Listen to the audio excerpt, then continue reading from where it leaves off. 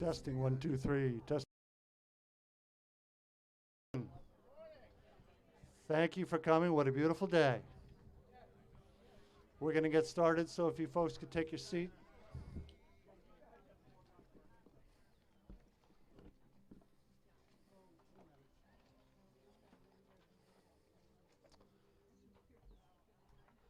Before I call the meeting to order, anybody in the back having trouble hearing me? If so, please raise your hands.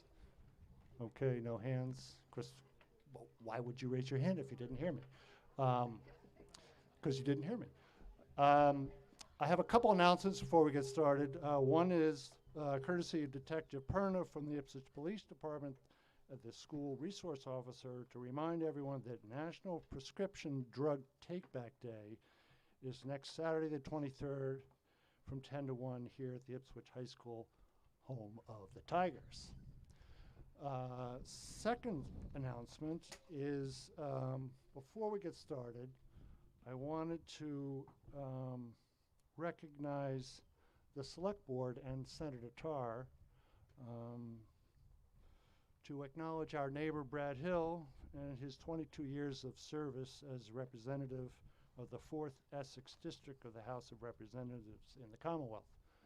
As you may have read, Brad has recently been appointed to a position on the Gaming Commission and is vacating his seat. So I'm going to recognize Linda Alexson from the Select Board to make a presentation. And I think if he's here, is Senator Tarr in the House? He will be. He is, okay. He will have something to say after that. Ms. Alexson. Thank you. Good morning. It is an honor to recognize Brad Hill this morning for all of his contributions and dedication to our well-being as citizens of this community, his district, and the Commonwealth of Massachusetts. Brad has been an integral part of the fabric of Ipswich for most of his life, from working at his family store, the beloved Hills Department Store, growing into public service and leadership as one of our selectmen, and then taking his passion to serve Ipswich and the surrounding towns to the State House.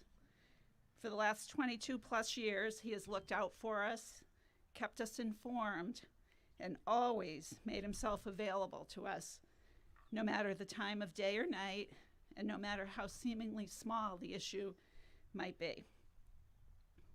Every problem and challenge is important to Brad, and we can always count on him to help or to refer us to the person that can. To me personally, you are a leader, a mentor, and a very good friend. We wish you every success in your new career with the State Gaming Commission and look forward to your continued friendship and local involvement. So on behalf of the Select Board and the town of Ipswich, it's my pleasure to say thank you and present you with this proclamation of recognition and gratitude for all you have done for us.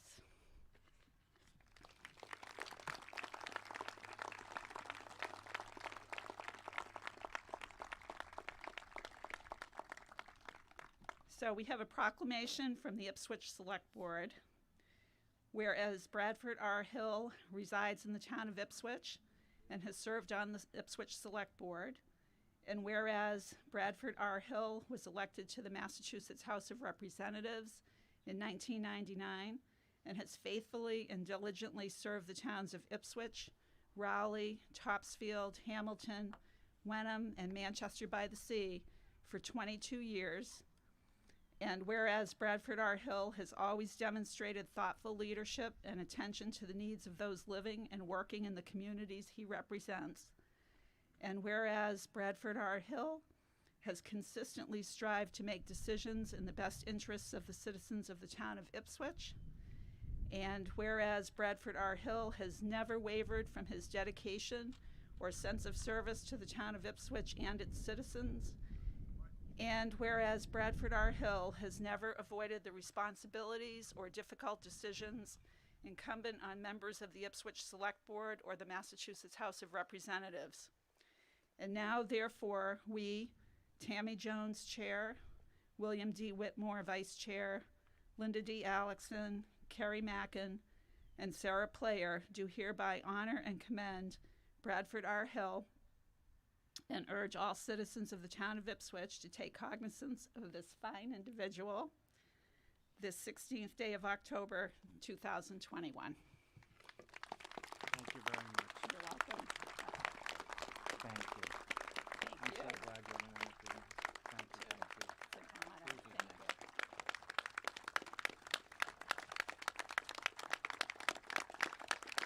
Well done, sir. Thank you.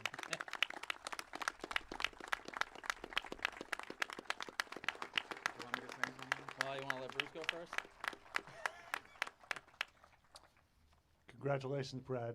And just as a footnote, he is truly the master of constituent services. And on that, I'd like to recognize Senator Tarr for a couple minutes. Or maybe one.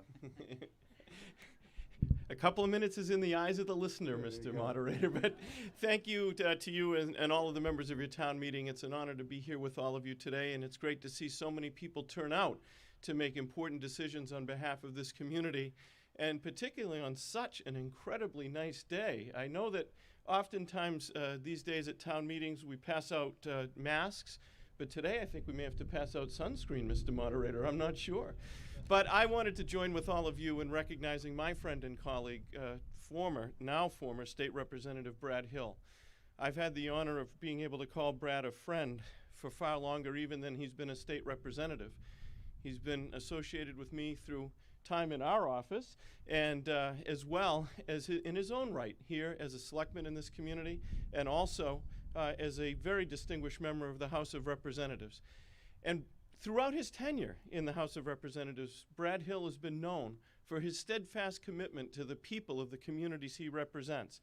And you all know that whether it's something small like trying to get a crosswalk painted in front of your house, or whether it's something incredibly large like making sure that we purchase and maintain open space to make the quality of life in our region better, Brad Hill has been the person that has been dedicated 24 hours a day, 7 days a week, to answer your calls, come to your house, be at the community meeting, and fight for the things that are important to the people that he represents. And that's certainly been true here of the community of Ipswich, where for so many years he has been a steadfast voice for everything that rises from the floor of town meeting and goes to the State House, and so many things more. And all the while, he's done it with a shining example of a smiling personality, a friendly and warm approach to the people that he deals with, and overcoming physical adversity as well. State Representative Brad Hill, in an era when we all have, I should not say have, when we see cynicism, Brad Hill gives us a reason to still believe in the nobility and the value of public service. He's been a shining example for all of us that have served with him, all of us that have been served by him, and he continues to set an example now in his future public service in the Massachusetts Gaming Commission, where his integrity and his attention to detail and his interactive approach will continue to benefit all of the citizens of the Commonwealth as much as they have benefited the citizens of this wonderful community. So I'm pleased to come and join with all of you in recognizing him and thanking him. And I too have a citation. And this one reads, "Be it known that the Massachusetts Senate hereby extends its congratulations to Bradford R. Hill in recognition of your 22 years of dedicated service to the 4th Essex District in the Massachusetts House of Representatives. And be it further known that the Massachusetts Senate extends its best wishes for continued success, that this citation be duly signed by the President of the Senate and attested to and a copy thereof transmitted by the Clerk of the Senate. And this is signed by our Senate President, Karen Spilka. It's attested to by our Clerk, Michael Hurley. And I'm proud to offer it as someone who stands in many different relations to State Representative Brad Hill. But the most important one to me that won't change is friend. On October 16th of 2021. Brad, congratulations. Thank you for everything that you have done. You've been an incredible legislative partner, and best wishes on the new venture in your life in the Gaming Commission. We know you're not going away. We know we'll still see you in that familiar sweatsuit, and we know that you'll always be there to help whenever we need you. And for that, we all continue to be grateful. Congratulations.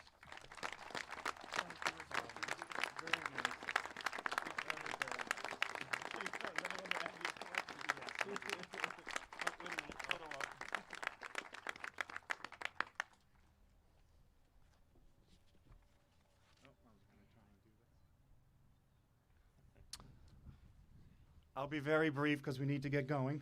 Saturday morning activities are still happening that we need to get to later in the day. So I just want to say to the public of Ipswich, thank you for allowing me to serve you for 22 years up on Beacon Hill. It's an honor that I'll never forget. It's an honor that one doesn't expect to get very often, to have to go out to 6 communities and sell yourself. But I had great training right here in the town of Ipswich when I was on the Board of Selectmen, and I had great mentors like Jim Engels and Bill George, who instilled in me the importance of making sure that you help the citizens that you serve. It started right here in this great community, and I can't tell you the honor that it has been. And I want you to know it's not one person. So as I'm getting recognized today, it's not me who's done the job for 22 years. It's the partnership of what you see to my right.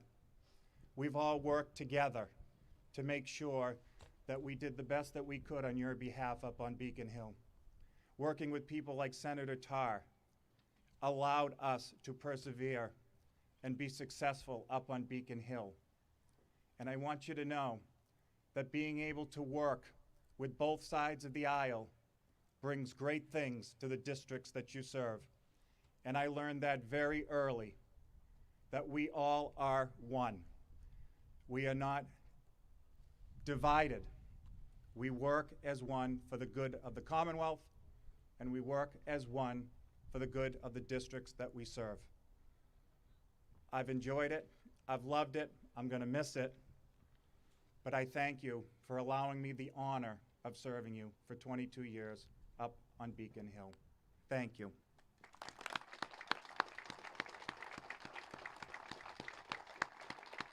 Thank you very much. Thank you very much, Representative. Okay, now, with those who are willing and able, please stand for the Pledge of Allegiance.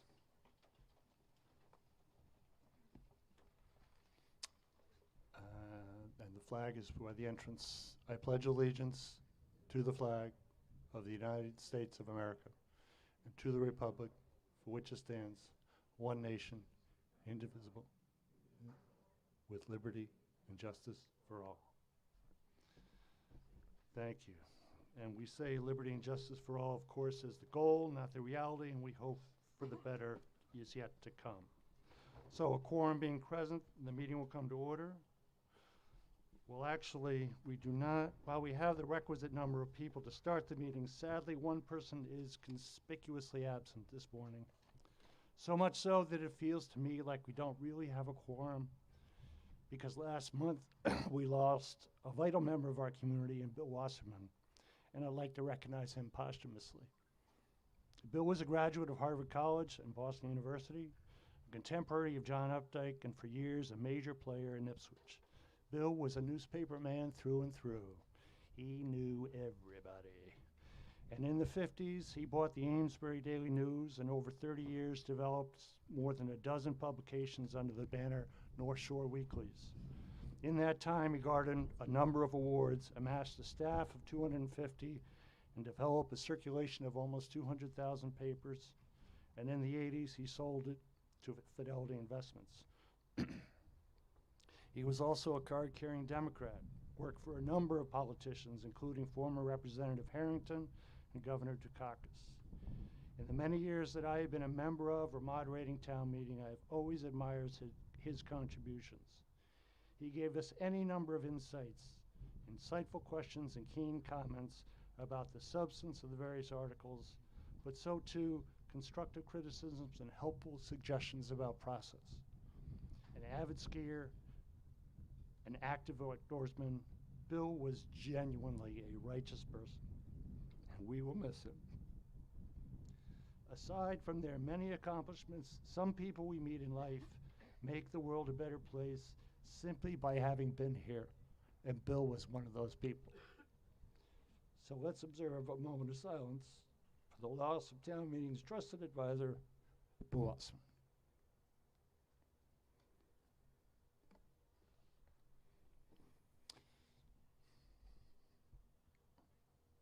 Thank you very much. So welcome to the October 16, 2021 special town meeting for the town of Ipswich. We meet pursuant to a warrant served by the constable, and the clerk will enter the return of service as part of the record. This morning we have 9 articles on the warrant, so we should finish today. In the unlikely event we don't, we'll adjourn until tomorrow at noon. Let me take a moment to recap the rules of the road. Anyone wishing to speak must state his or her name and address. If you would like to speak, come down to the microphone, and if you can't get to them on either side here, or there are a couple in the back, we'll get someone to get them to you. I don't like to recognize anyone more than once under an article until all who would like to speak have spoken. I will read the main motion for the presenters under each. After a second, I'll call for the Finance Committee and others to endorse, and then we go to debate, and each person has 3 minutes to debate. Comments and questions are to be directed to the moderator, and if need be, I'll call for an answer from an official. Anyone who would like to make a motion can do so in writing. Give it to me, I'll review it, give it to the clerk, and we'll get it up on the PowerPoint. A note on that later. We'll have no comments of a personal nature, no applause during debate, and disorderly behavior is grounds for removal. Also, when the meeting is over, please exit orderly and at a distance. Finally, if the public safety facility issue passes, there will be a ballot vote on the 26th.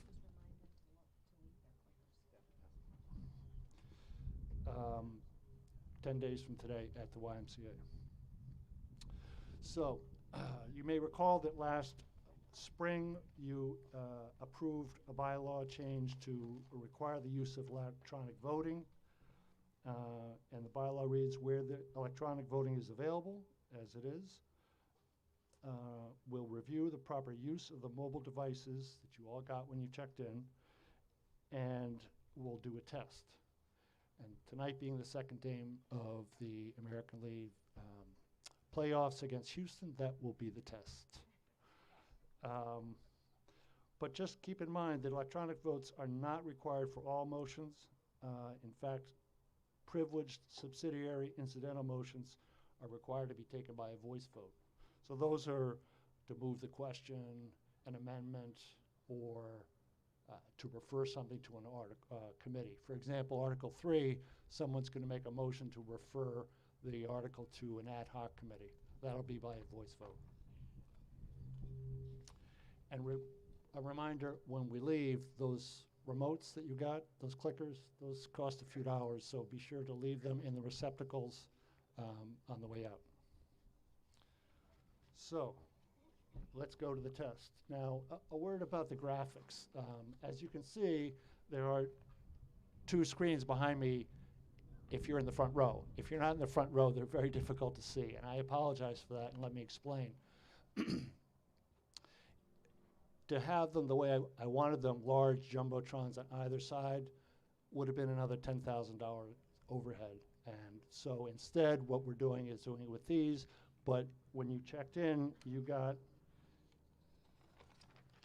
a scanner so that you can take a picture of this and you can stream what the PowerPoint, so it'll have all the motions, the supporting slides for the planning board for the zoning articles. You'll be able to stream through them and go ahead and go back. And I apologize, but that's the best we could do. It was the most efficient. So let's go to a test. Are the Red Sox going to beat Houston tonight? Click 1 for yes and 2 for no. And voting is now open, and open for 15 seconds.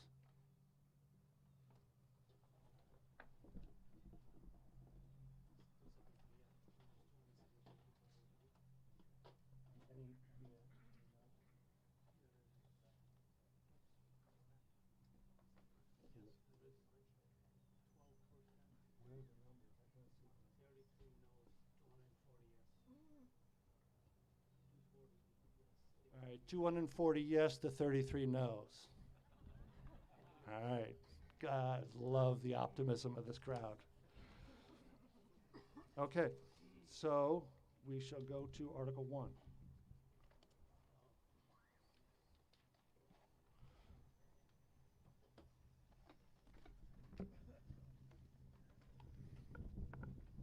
Article 1, to amend the state budget. Tammy Jones, Select Board Chair, moves to raise and appropriate the sum of $27,981 as set forth in Article 1 of the warrant for this town meeting. Is there a second? Second by Mr. Doherty. Ms. Jones. Select Board unanimously supports this article. Okay. And does someone want to tell us about this article? What's this about? Did you guys, are you up to? Basically, this article is an acceptance of state funding that, in excess of what we had originally thought we were going to get. So it's to appropriate an additional $27,981 to the town's. So since we set the budget in the springtime, more have state additional aid money. has come available. Yeah. We're taking this, so Yeah. we just have to approve it. Okay, the Finance Committee's endorsement? I take it that's unanimously in support? Thank you, Mr. Moderator. The Finance Committee unanimously supports Article 1, 9-0. Okay. Anyone care to be heard? All right, so we'll go to a vote. All those in favor, press 1, and opposed, press 2.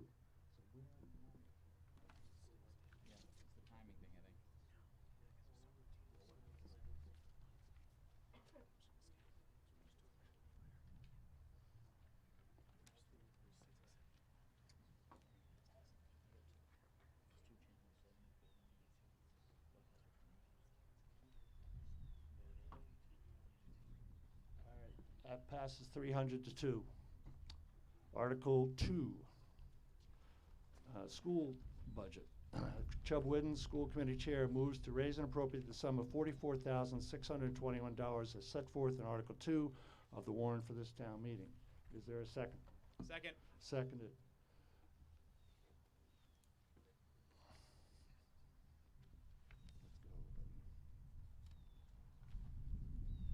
Greg Stevens, School Committee.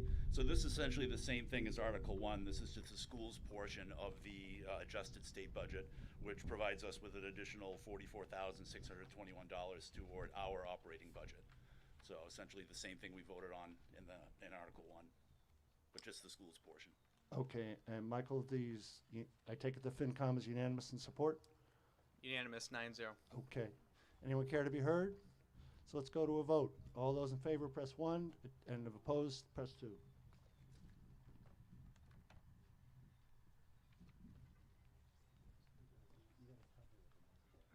So I don't have to, just tell me what they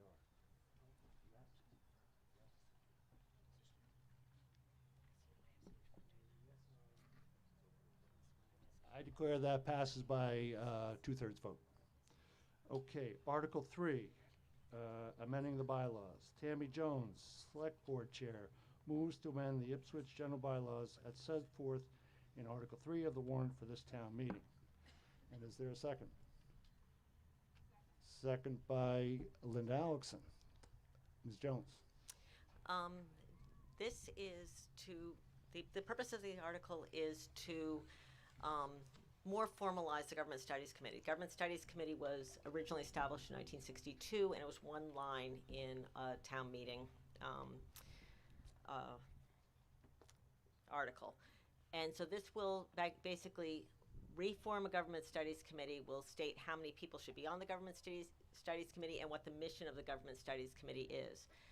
And basically the mission would be for a newly formed Government Studies Committee, which would have 7 members on it, would be asked to do a review every 10 years of the warrant, and then within that review to identify articles or bylaws that may be needed or part of the charter that needs to be further investigated, and then with direction from either town meeting or select board would work on those identified articles.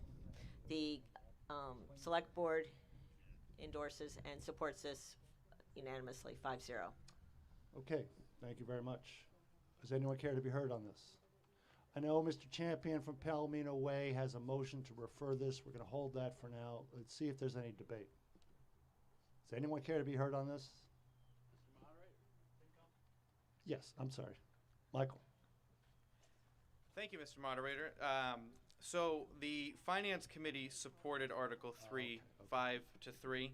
I would say that the general concept of the article was in general agreement. However, the 3 dissenting votes were due to there was some question on having some stronger details of the process that wanted to be clarified. So the official vote is 5-3 in favor. Okay, and the select board? Select board is unanimously in favor.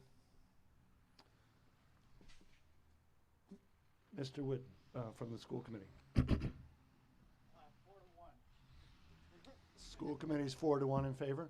4-1 in favor. Okay, thank you very much.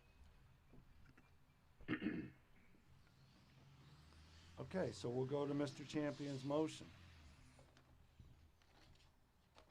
Gary Champion of Palomino Way moves to refer all action under Article 3 to an ad hoc committee of 6 people. 1 member of the select board, 1 member of the finance committee, 2 at-large citizens with municipal governance experience, 1 to be appointed by the town moderator and the other by town manager, and 2 current government study committee members. The committee shall propose how to reform the government study committee in an article at the 2022 annual town meeting. Mr. Champion. Gary Champion, 3 Palomino Way. Thank you, Mr. Moderator. The December 1962 town meeting unanimously voted to establish the permanent town government study committee to represent all town citizens in seeking responsible government. That will end under this proposed bylaw. I have served on the Town Government Study Committee for 5 years and learned that, like the Planning Board, Zoning Board, and School Committee, it takes years of ongoing work for Town Government Study Committee members to become knowledgeable and productive participants in making town governance recommendations. That will end under this proposed bylaw. Extensive Town Government Study Committee research revealed that town officials were wrong numerous times. That will end under this proposed bylaw. Town meetings approved all 8 Town Government Study Committee charter and bylaw recommendations in recent years because of open and collaborative hard work. That will end under this proposed bylaw. Under the proposed bylaw, the topics the Town Government Study Committee will work on and what government's recommendations will and will not be brought to town meetings are under the control of the Select Board. This is a conflict with separation of executive and legislative powers. No other town committee is subject to this control, nor should they be. There is no process in this bylaw for town meetings to determine topics for the Town Government Study Committee to work on. Town Government Study Committee Chairman Craig Saline could not attend this meeting. Here are some of his concerns with this proposed bylaw recorded during public meetings. It will be difficult to get citizen volunteers for an ad hoc committee that may or may not be convened by the Select Board. The decennial review is awkward and kludgy. Select Board members continuously change, which would change the Town Government Study Committee ongoing focus and work if under Select Board control. Town Government Study Committee should be autonomous on how to do the work to prevent unreasonable logistical and time problems. He does not agree with focus on the 50,000-foot level of view of government because the 20, 30, and 40,000-foot views are just as important. His final comment was the committee must get into the weeds with extensive ongoing research to make responsible recommendations. I will conclude by saying there is nothing to lose and everything to gain by referring this bylaw to committee to ensure we get this right for generations to come. Please support this motion. Mr. Moderator, I reserve my citizen town government study right to address opposing arguments or questions on this article. Thank you. Have a seat. Thank you very much. Does anyone else care to be heard on this? All right, so this is. Yes. Yes. Sorry. Diane Halverson, 3 Palomino Way. I don't recall that this was, I second his motion. Did you not call for that? I believe I did, but if I didn't, I'll take it. Is there a second? Yes. You seconded. Thank you. And your name is Diane Diane Halverson? Halverson, Of yes. 3 Palomino Way? Yes, correct. Okay. When I was reading the article, Oh, yeah, go ahead. You got 3 minutes. Let's reset the timer. Yep. Go ahead. when I was reading the article, a word came out to me, and that was the word structure. It seemed to be that was the whole focus of this article.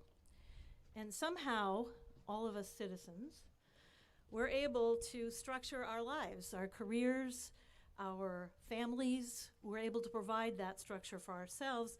And somehow those are skills we can translate when we join committees and boards.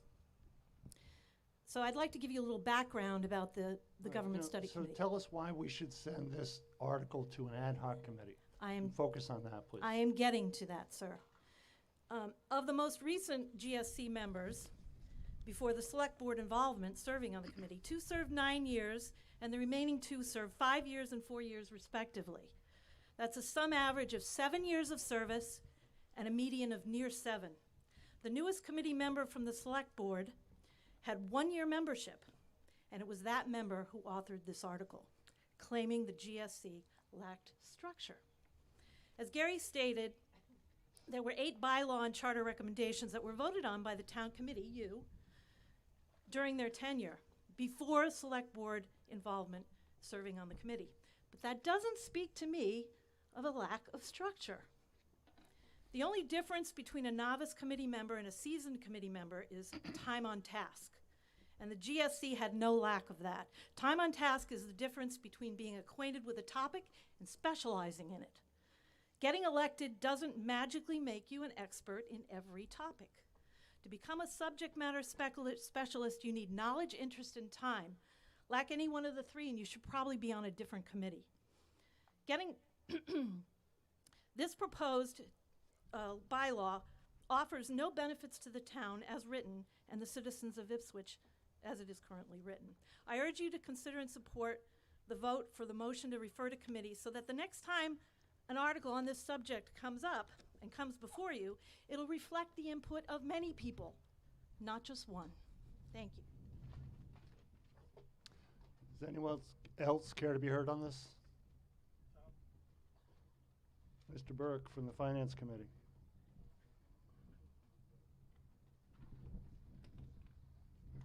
If there's anyone else who would like to speak to this, please queue up at the microphone so we can keep things moving here. Right here, Joe. Good morning, Joe Burke with the Finance Committee. At the Warren hearing we had to review the articles, I expressed some concern or disagreement the way this article is structured. My views I don't necessarily represent the 3 dissidents to this, but I just want to express my concern. I fully recognize that we want to formalize and codify the role of the Government Study Committee under the town charter and the bylaws. My concern is under the referral section. As I read that, it looks like that the Government Study Commission, at least every 10 years, will be required to do a review of the town government.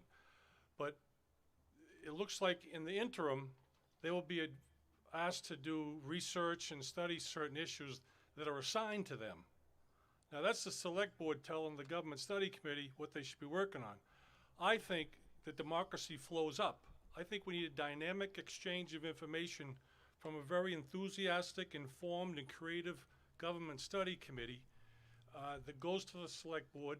They need to be the eyes and ears of the Select Board, who can't possibly know everything that's going on. I think the Government Study Committee probably knows changes and trends that are coming down at different levels of governments across the country, state, county, and federal. And I think it behoove the Select Board to utilize them in that fashion. Joe, the question is whether to refer this to an ad hoc committee, not whether to pass the article. That is the question before the meeting. Okay, I'm sorry. Thanks for redirecting me. I would support sending this to an ad hoc committee so they put a little more flesh on the bones and determine the role of the Government Study Committee with particular focus on the referral section. Thank you. Thank you. Carrie, did you want to speak to this? Carrie McRae, 31 Heartbreak Road. I support the same reasons for supporting this amendment as the prior 2 speakers. So I urge everyone to support sending this to an ad hoc committee. And I did have a question. Who are the members of the Government Study Committee today? Thank you. Currently, Craig Saline and Gary Champion. I believe. Is that correct, Tammy? Yes, that is correct. There are two. Okay. Anyone else care to be heard on this? Tammy? The select board supports the original motion. It does not support this amendment. This article has been studied for the last 6 months, including by the Government Study Committee. Okay. Okay, so we'll go to a vote. Now, this is one of those things where we don't use the clickers. We do it the old-fashioned way, all right? So the question is whether or not to refer all action under Article 3 to an ad hoc committee of 6 people. Someone appointed by the select board, someone appointed by FinCom, someone appointed by the manager, someone appointed by the moderator, and the 2 current government study people. All those in favor of referring this to an ad hoc committee, please raise your hands. And those opposed? I declare it passes by a majority vote. So that's Article 3. Article 4, open space land taking.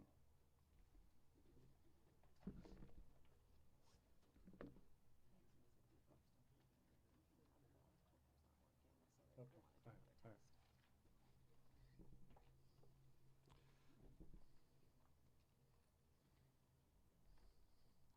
Okay, before we go to Article 4, we're going to do another test of the electronic voting because the feedback I'm getting is that some people are not getting theirs registered. So let's go back to the test, all right?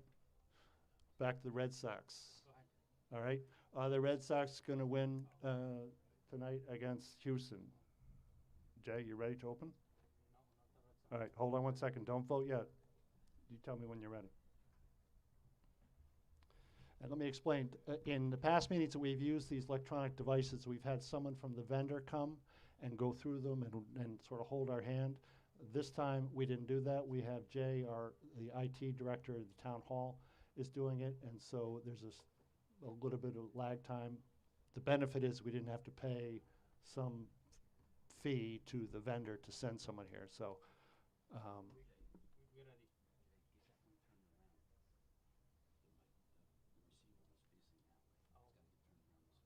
right, are you ready?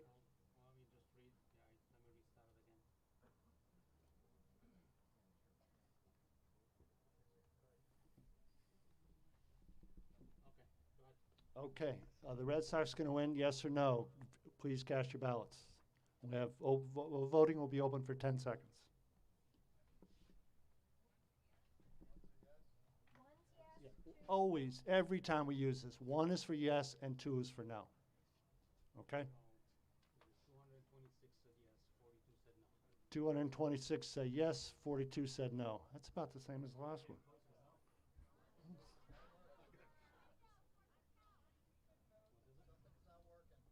Is anybody, raise your hand if you're getting some signal that your phone is not registering. All right, so they're not working.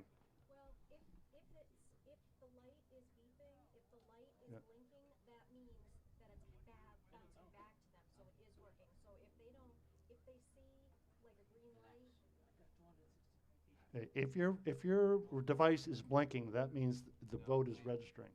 It needs to say whatever you're clicking in the window. Right. If it doesn't show anything, it's not working. All right. If you don't see yes or no in the window, then it's not registering. Or 1 or 2, right?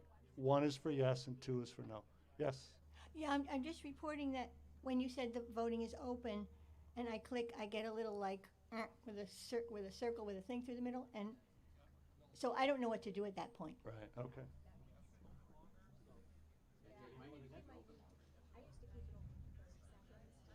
All right.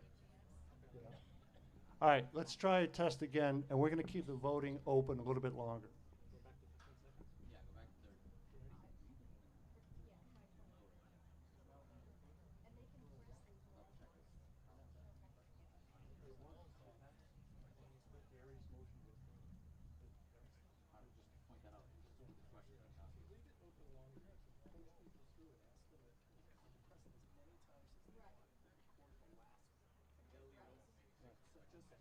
right. All right, so we're going to do the test again, and keep pressing, if you're voting, if you want to vote yes, keep pressing 1 until you see a green light, and you should see the number 1 in the window. And if you vote no, you should see it too. All right, so we're going to open the voting right now. Okay, voting is open. It'll be open for 30 seconds now. 20. Set it for 20?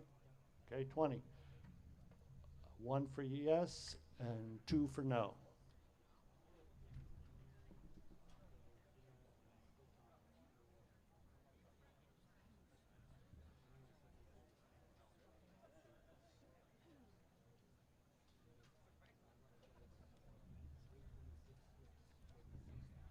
All right, 326 yes, 46 no. We keep doing this, they're going to beat Houston. Okay. All right. Now, there was a question about Article 3. If there's a motion to refer an article to a committee and it passes, as it did, there's no vote on the main motion. Okay? It's done. Referring something to committee is the last action on if it passes. Had it failed, then we would have gone to a vote on the main motion. Okay. So we'll keep the voting open a little bit longer, and let's go to Article 4.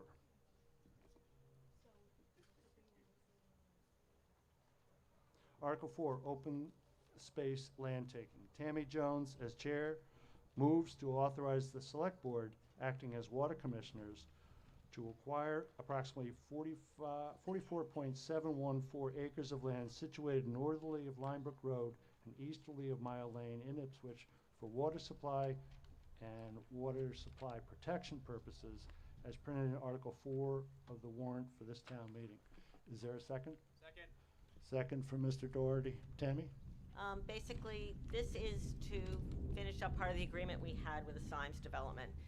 As part of their agreement, that they stated that they would gift back to Ipswich land that they had purchased. So this is acceptance of 44 acres, of which we will put into an area that can be used for watershed protection. And Select Board is unanimously in support of this. Okay. Michael? Thank you, Mr. Moderator. So in your books it says 8-0. That's not a typo. At the time of our warrant hearing, there was one member absent. However, that person does vote in the affirmative. So the Finance Committee supports this article 9-0. And just for clarity purposes, this land taking does not cost the taxpayer any money. So there's no fiscal impact if this passes. Okay. Does anyone care to be heard on this? All right, so we'll go to a vote. And this is a simple majority. All those in favor, is it open? All right, the voting is open. All those in favor, please press 1 on your phone and keep pressing it until you get a green light and you see the 1. Or if you're opposed, press 2.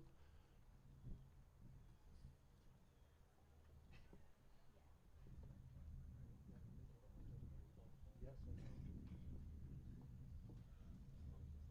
Yeah, yeah.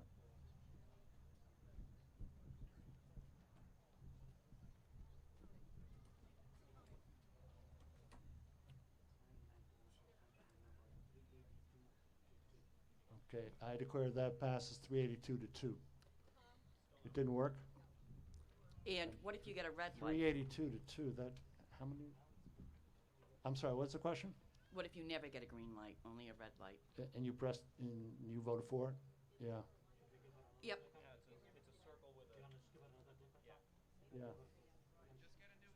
Here, Dan, Gary. I'm happy to do that if we know where to get the clicker. Where do we get the clicker? Pam, are there more? We have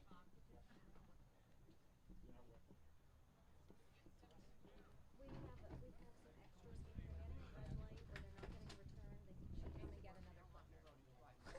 Yeah.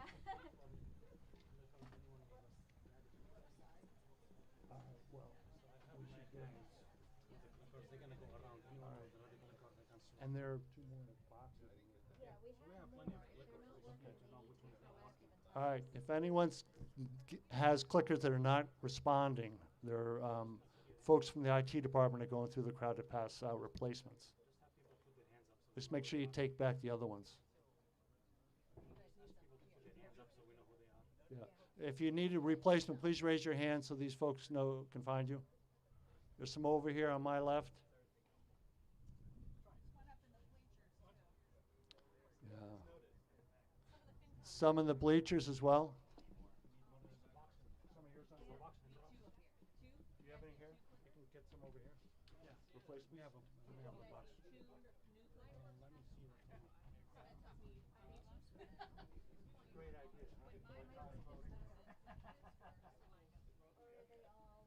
He's got some here. Are they too spread out?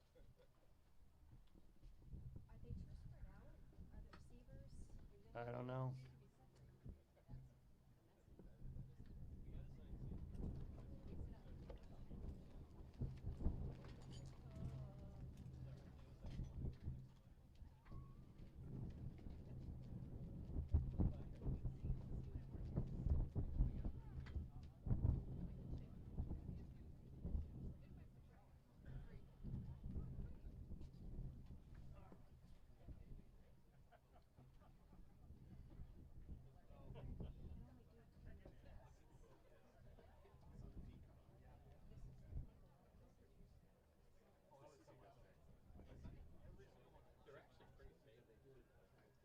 I mean, what are the chances of it dying this fell?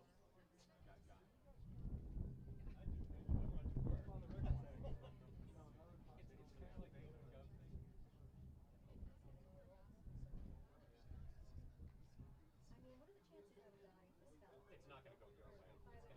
Your way? See how long the speed up. I was gonna say, if it would only slightly maim me, it might be worth a workman's comp. In that case. It's a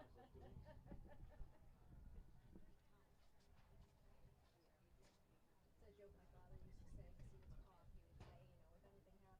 my father used to say, because he was a cop, he would say, you know, if anything happened to him, just get him in his uniform and throw him in his cruiser. Yeah. So did we vote on four? Yes.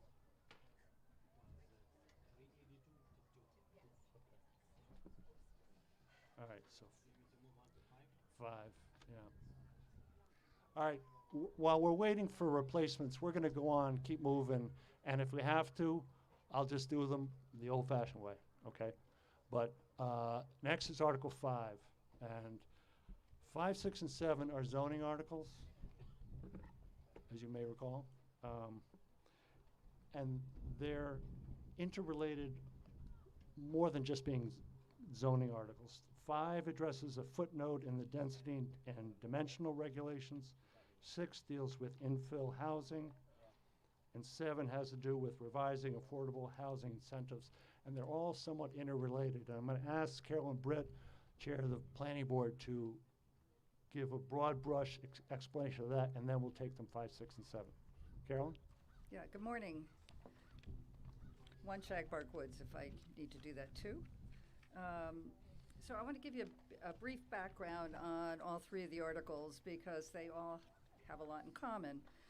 The changes that is embodied in these 3 articles is consistent with feedback that the Planning Board has been getting over the last couple of years about the size and density of development that's currently allowed, particularly in the in-town residential district, or IR district. The current proposals were developed by a committee of citizens called the In-Town Residential Density and Design, Working Group. Over the couple months at the beginning of the summer, this group was made up of planning board members, the APDC, the Architectural Preservation District Commission, the Historic Commission, the Housing Affordability Task Force, and a variety of other people. There were a total of 14 members. All of the proposed changes are in the in-town residential district, nowhere else. And we'll show you on a map in Article 5 where that is. All of the changes reduce either the size or number of units that can be developed on a lot through the special permit process.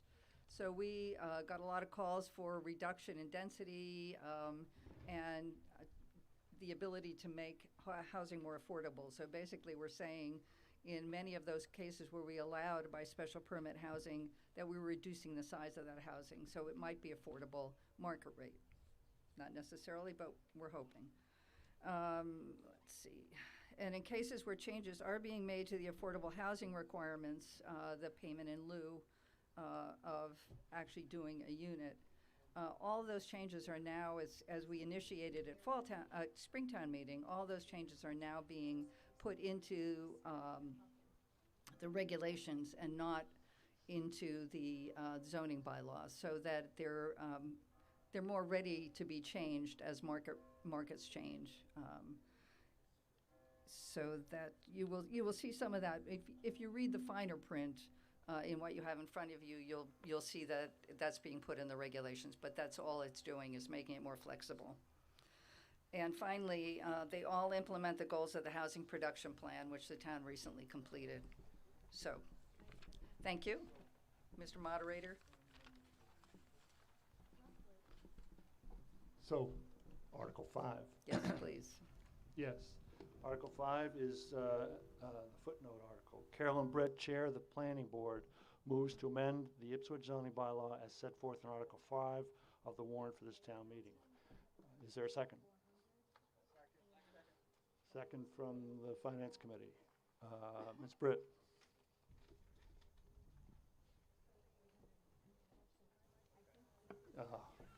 Matt, she's got, you should be all set now. Can everyone hear me? Yep, Yeah, sounds yep. good.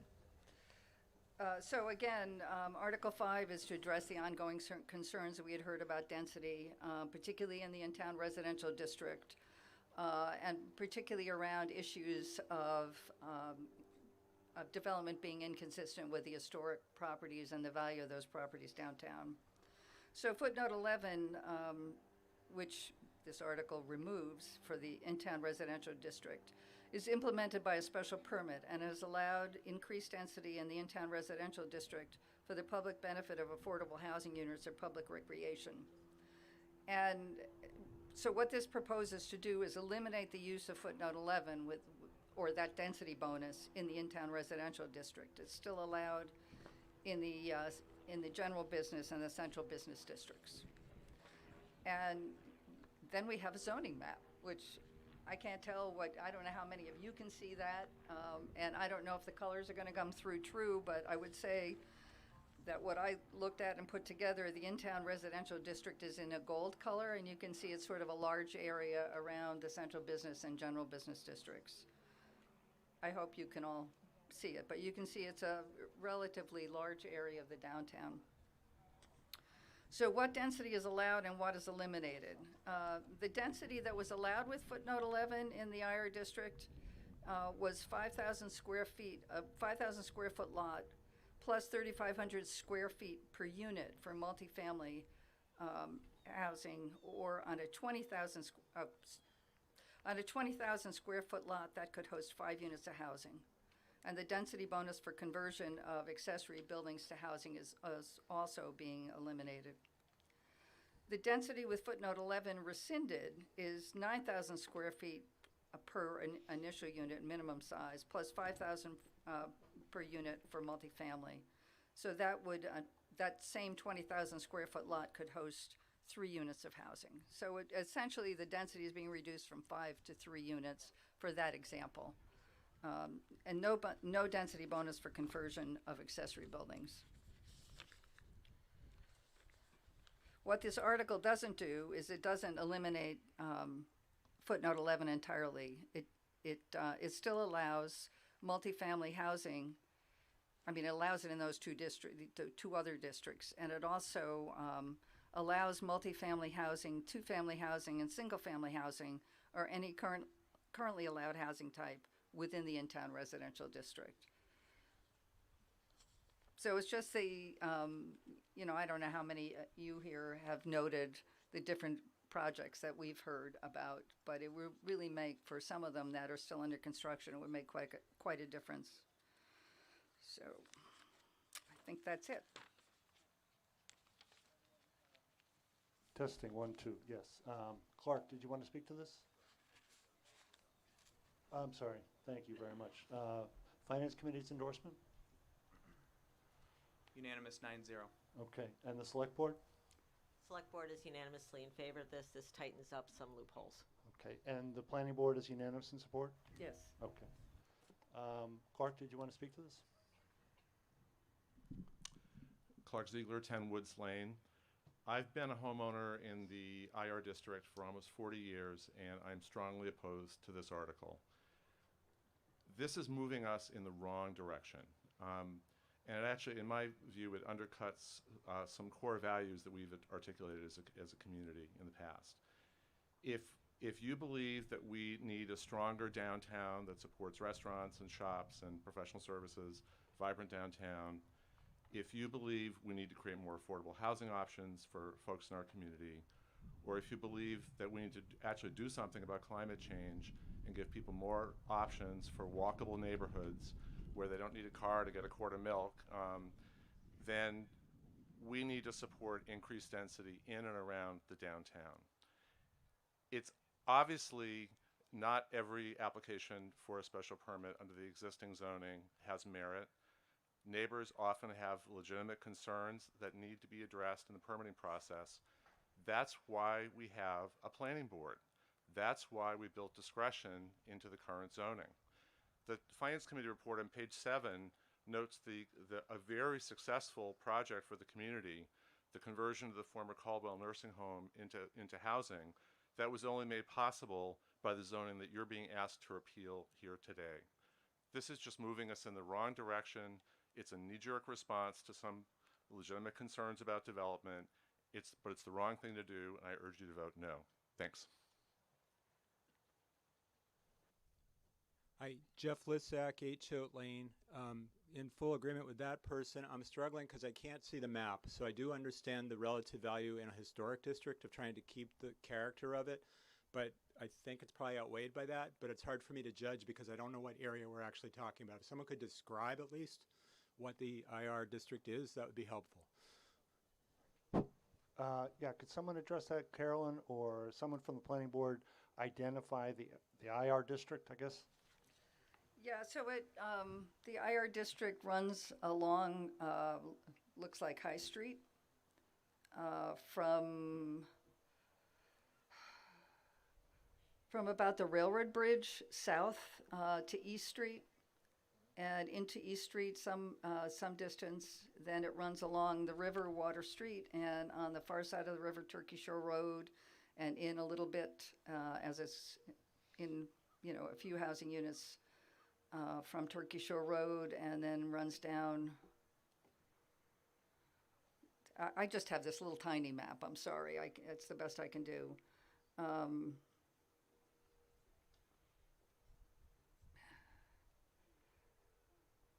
It's really hard to see. So it runs down 1A for quite a distance, I think, to where 133 and 1A divide, and then over to.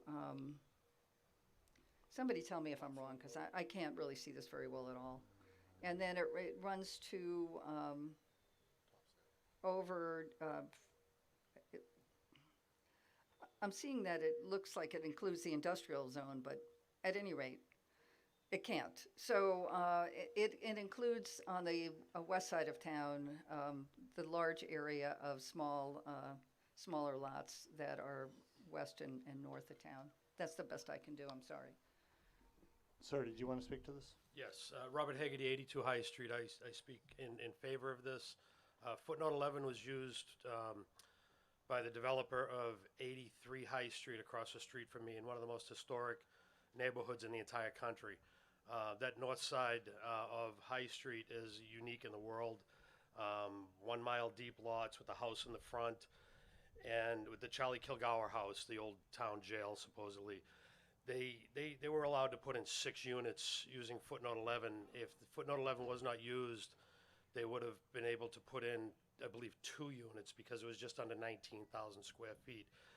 It's a disaster for the historic quality of that neighborhood. It cut it in half. It's an atrocious piece of cityscape in this little town that is a gem that is not being protected by footnote 11. it needs to go away. It's just drive by and take a look at it. It's ridiculous. Thank you. Thank you. Yes. Hold on. Yes. Can you hear me okay? Yep. I'm Linda Grimes, 27 Green Street. Bear with me, I'm not great at this kind of speaking, but I was fortunate enough to be on the working committee this summer that Carolyn referred to.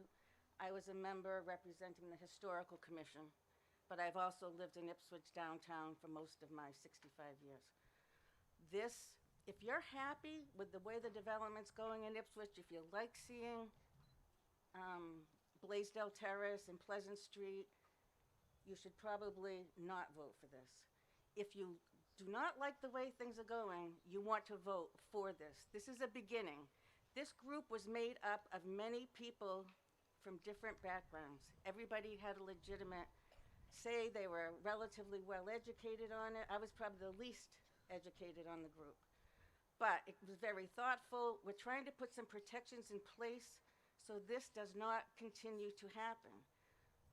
The situation going on across, well, I won't get into all those, but the bottom line is, if you like it, I personally do not want to see that vibrant of a downtown. I want a small town downtown. Walking everywhere to get a quart of milk, you know, that's nice, but if you really want to do that, go to a city. We're a small town. We're a rural small town. And I really urge you to support this article. Thank you. Please, no clapping. All right? Janice, there's no applauding for debate. Yes. Hi, Kathleen Gallinar. Been a lifelong resident of Ipswich and a 25-year plus resident in the in-town residential district. I also was one of those people who was fortunate enough to work with the Committee of Concerned Citizens who really care and love this town. And I strongly encourage you to vote yes on these proposals. What we're trying to do here is have growth, affordable housing growth that's consistent and appropriate in the town. And as you can see, the footnote 11, we were getting developments that were not suitable. I live in a neighborhood where now we have people parking on the streets in front of our homes because of this density bonus. People are not able to park. So we've increased cars in the streets. We've increased traffic in footnote in the in-town residential. So I do strongly encourage this. We all care about affordable housing. We want to just see housing that's appropriate and in line with our town. So, and also, we've all sat through planning board meetings that lasted 5 and 6 hours past midnight. This footnote will help to take those inappropriate developments off of those agendas so our planning board can focus on important, critical work that will actually help the town and not tie them up with lawyers from out of town who are paid to come in and represent developers to get these density bonuses. Please, please, let's keep our town in character and affordable. Please vote yes on these articles. Thank you. Carl, hold on a second back there. Carl, did you want to speak? Oh, Roberta, sorry, I didn't see you there. That's okay. Tony Morad from the Planning Board. I just wanted to clarify a couple of things, and one is that I think footnote 11, we all recognize that it has had success mostly in converting, old municipal buildings or into affordable housing. So the Planning Board is not throwing away footnote 11 entirely. It is simply removing it from the in-town residence district. So it's still available in central business and in general business. The other thing is that the moderator explained that these three articles work together, and Article 7 puts more flexibility back into the IR district. So without getting too far into in ahead of what we're talking about here in Article 5, but Article 7 is saying that in the in-town residents, since we're taking away the density bonus, we want to give property owners the flexibility to add detached accessory units. So we are encompassing and encouraging smaller, more appropriate, intrinsically more affordable housing in the in-town residents. We do want a vibrant downtown. We do want all of those things. And so that is the way that we think it's more appropriate to approach it. So Article 5 and Article 7, they're all interconnected. Thank you. Okay, Carl. Carl Gardner, 9 Woods Lane. I was one of the members of this discussion group over the summer and last spring, and I'm a fan of footnote 11 originally, and what I've been seeing is the pattern of the development is that developers have been putting forward, for the most part, has been townhouses with drive-under garages, fit into the lot because they have to worry about lot coverage, and if they want to have garages for their very high-priced townhouses, they take that approach, and it's been difficult for the planning board to evaluate these proposals and control the design and to get a product that is appropriate for the downtown. I think it would be good for the community to revisit this issue and have more design control, but at this point, the agreement has been, let's throw out footnote 11 and IR and in favor of more flexible approaches that you'll see that is being proposed under Article 7 later on. Thank you. Okay, anyone else care to be heard? Carolyn? Clarify also that, remember that we're not losing any density. It's just the density bonus that's going away. So in that same 20,000 square foot yard, you can still do three units instead of 5. It's not like we've given everything up. So, and I can tell you that the planning board has seen whenever the density has been greater, that's the proposal we get. We don't get a reasonable proposal. We get the maximum sort of jammed in many different ways. And it's, I think this will help everything. All right. So let's go to a vote. Now, we're not going to use the clickers. There's too much problems. And I'll tell you, I think the main problem is that because of the way we're spread out, these sensors are not reading them all. So we're going to go the old-fashioned way. You've all got cards. This is a 2/3 vote. So all those in favor of... Well, we may not need them. Hold on one second.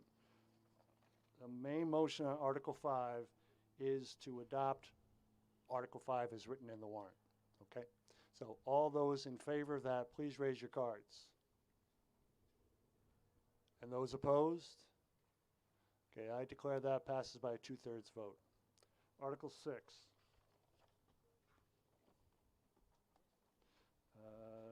Amending the zoning bylaws, infill housing. Carolyn Britt, Chair of the Planning Board, moves to amend the Ipswich zoning bylaw as set forth in Article 6 of the warrant for this town meeting. Is there a second? Second. Second by Mr. Lowe. Mr. Lowe. Good morning. I'm Mitchell Lowe, 33 Summer Street. Thank you for this opportunity to present Article 6 of town meeting. Continuing the work of Article 5, this is the second of 3 warrant articles that deal with reducing the size of development within the IR district, while allowing for the creation of affordable housing that is sized properly for their neighborhoods. Like the previous article, this warrant article grew out of the work of the in-town residential density and design working group. This article is just a trim around the sides and edges to neaten things up. Next slide, please.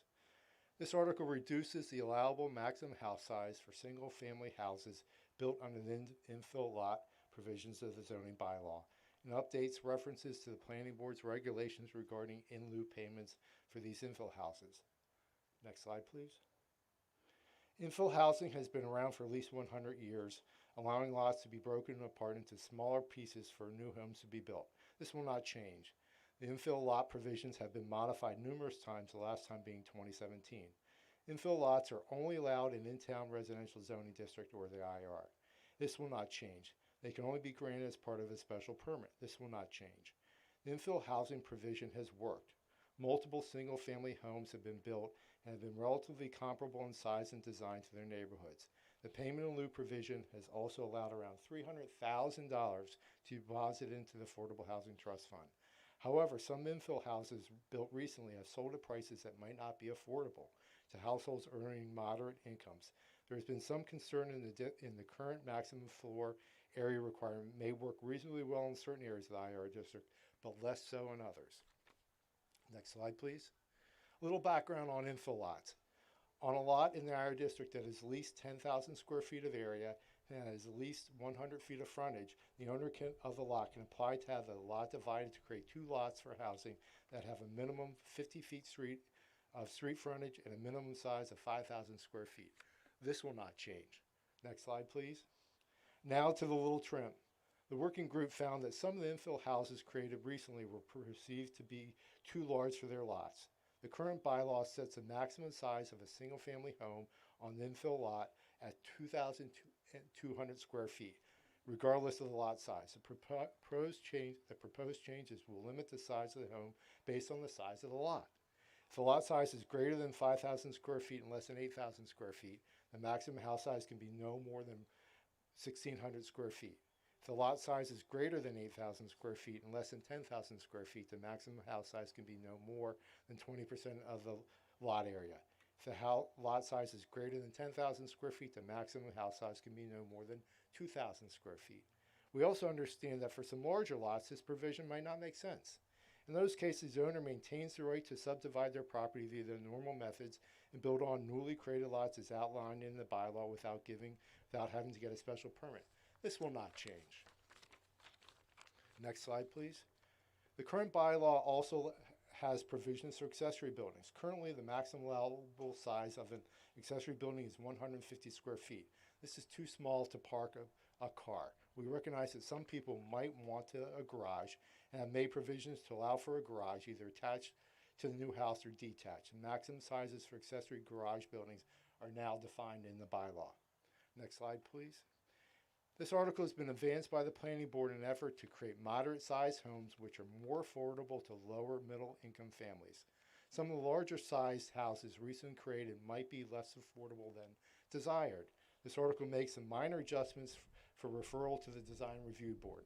The goal is for projects to be more in line with the historic and aesthetic character of the in-town neighborhoods. Among the many goals of the 2020 Housing Production Plan, one of the goals is to provide housing options for all. This goal encourages a mix of housing choices that offer diverse options to residents with varying needs and preferences, including aging in place, downsizing options for older adults, options for families, young adults, individuals with disabilities, and lower income households. This warrant article will be a positive step in implementing this goal. Finally, the current bylaw allows for new homes produced under the infill provisions to be either made permanently affordable or for an in lieu payment to be made to the Housing Trust Fund. This will not change. This warrant article will allow the payments in lieu to be determined and promulgated in the same fashion as other payments to the trust fund via public hearing similar to the bylaw passed at this spring's annual town meeting. The Planning Board endorses this article 5-0. Again, thank you for your time, and I encourage you to vote yes on Article 6. Thank you. Matt? Michael? Finance Committee recommends 9-0. Tammy? Select Board? Select Board recommends 5-0. Okay, and I take it the Planning Board is unanimous in support? Yeah. Okay. Anyone care to be heard on this one? All right, so we'll go to a vote. This is a 2/3 vote. Cards. All those in favor, please raise your cards. All those opposed? I declare it passes by a 2/3 vote. Article 7. Amending zoning bylaw. Carolyn Britt, Chair of the Planning Board, moves to amend the Ipswich zoning bylaw as set forth in Article 7 of the warrant for this town meeting. And is there a second? Mr. Doherty from the Finance Committee. Carolyn, you're up.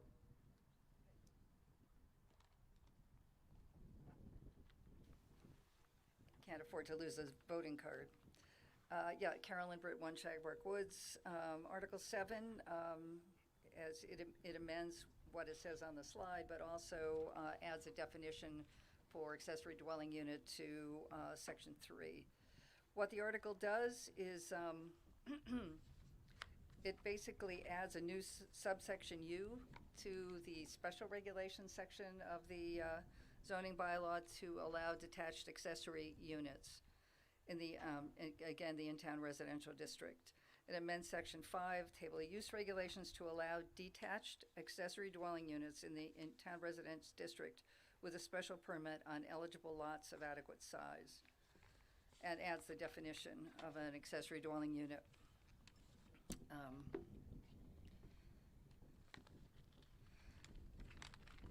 Accessory dwelling units are allowed on lots of at least 12,000 square feet with an existing single-family or two-family home. Again, in the IR district, approximately 200-plus lots that meet this criteria in that district and must comply with the setback requirements for the principal use of the lot. New dwellings up to 1,000 square feet are allowed in maximum, or 750 square feet in a one-story, or 1,000 square feet in a two-story building. So again, you can see these are pretty modest, modest-sized units. They either must be affordable, or the applicant must pay into the Affordable Housing Trust Fund. The assumption, or the goal of this is to allow a little more density back into the IR district, but also to have projects that are going to be developed by the property owner, not by somebody who comes in and with the density that was allowed, build something much larger and market oriented. So this is more empower the homeowner to build something for a family member if needed, or to rent to someone else. So the next slide, slide 4, shows the attached, just an example of what a detached accessory dwelling unit might look like. This particular one, although you can barely read it, is about, it looks like 5,000 some odd square feet. Excuse me, 500 some odd square feet. So that would be smaller than allowed, but it gives you an example of what a small home looks like. There are plenty of these in Ipswich, as we all know, so hard to manage the papers. Again, this article implements goals of the town's 2020 to 2025 housing production plan by increasing supply of small, moderate, and affordably priced housing within the IR district, close to the town center. Provides more flexibility to create accessory dwelling units and allow the creation of small residential units, and again, most likely developed by an owner for a family member. The purpose of the changes is to encourage a mix of housing choices. The options for all goal in the housing production plan. Encourage building design more in line with the historic and aesthetic character of Ipswich's in-town neighborhoods. Provide potentially lower cost housing by setting size limits of 750 square feet for one level and 1,000 square feet for two level homes, and allow some additional modest housing in the IR district without overbuilding. Thank you. Committee? The Finance Committee voted in favor 7-2.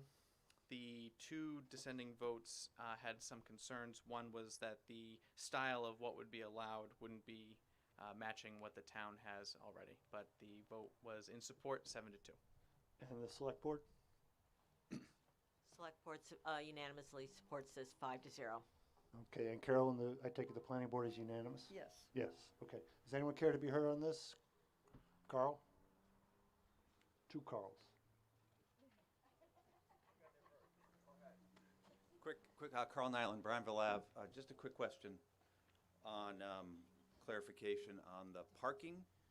How parking would be, or potentially on-street parking would be affected by this. I'm generally, I should say, supportive of this, glad to see this come forward. I'm also generally not as concerned about on-street parking as some of my neighbors. I'm a resident of the in-town district. But there are parts of the neighborhoods where on-street parking is becoming problematic. This, because it creates additional units, could have the effect of having more cars on the street. And I'm just wondering how the planning board proposes to address that. Well, the parking requirements are in a separate section of the bylaw, and they would not change. It would be 2 parking spaces per unit on site, not in the street. Okay, thank you. Ethan, did you want to speak to that? Ethan Parsons, I'm the planning director. I don't mean to contradict Carolyn, but it's one space for studio and one-bedroom units. It'll be 2 spaces for 2-bedroom. Throughout Okay. the whole district? Yes. Okay. Carl?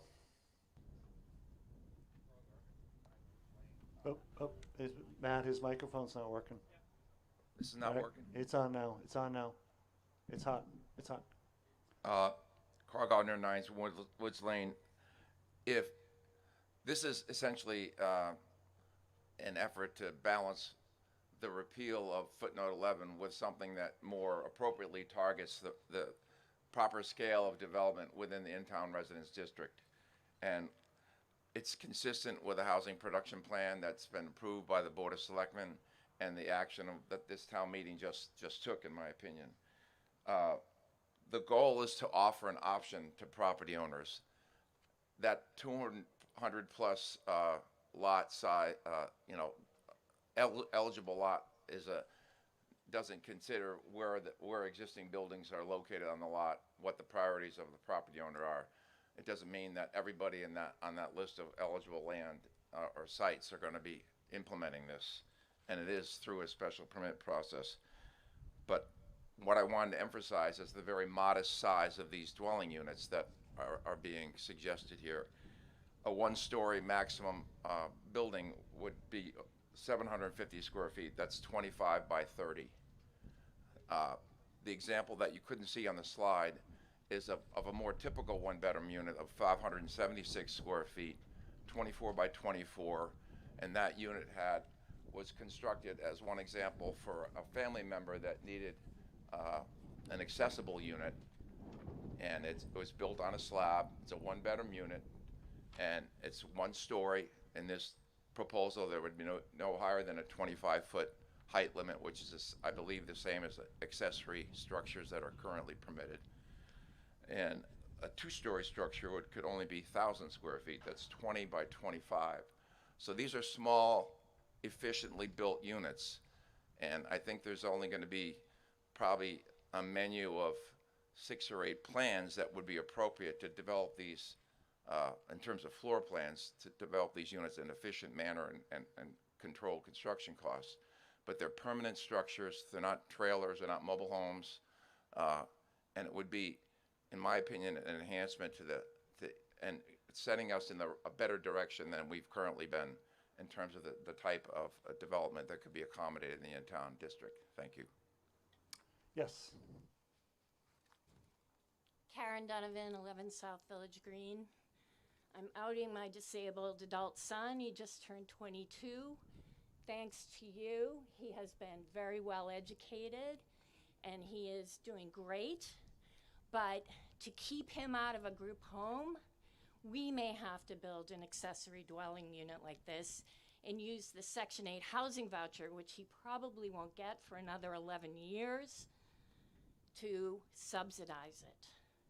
I'm not saying I'm going to use it on my current property. I'm just saying that families like ours, whose children have grown up in town, this is their hometown, need a place to live. And they can't get a Section 8 housing voucher. They live with their parents. They have to have a separate unit. But they may not be able to live totally independently. They need to have someone around to make sure they're safe. And this would be ideal for my son. And I really urge you to vote for it, because he won't be able to stay in Ipswich with us, and we won't be able to stay if we can't sort this housing problem out in the long run. And again, I'm talking like when the voucher shows up, not now. But it would be great. So I hope that people will consider that. Thank you. Thank you. Anyone else care to be heard on this? Okay, so we'll go to a vote. And the vote is on the main motion, that is to move Article 7 into the Ipswich zoning bylaws. And this is a 2/3 vote. All those in favor, please raise your cards. And those opposed? Okay, I declare the motion carries by a 2/3 vote. Before we get to Article 8, I'm informed that someone has lost a set of keys. So if anyone has found a set of keys, please bring them up to me and I'll give them to the clerk and we'll get them to the person who lost them. No, they found some keys. I misread that. So someone found some keys. So if you lost your keys, let me know and I will get them to you. Okay, Article 8. Tammy Jones, Chair of the Select Board, moves to amend the Ipswich general bylaws as set forth in Article 8 of the warrant for this town meeting. And is there a second? Seconded by Michael Doherty of the Finance Committee. Ms. Jones.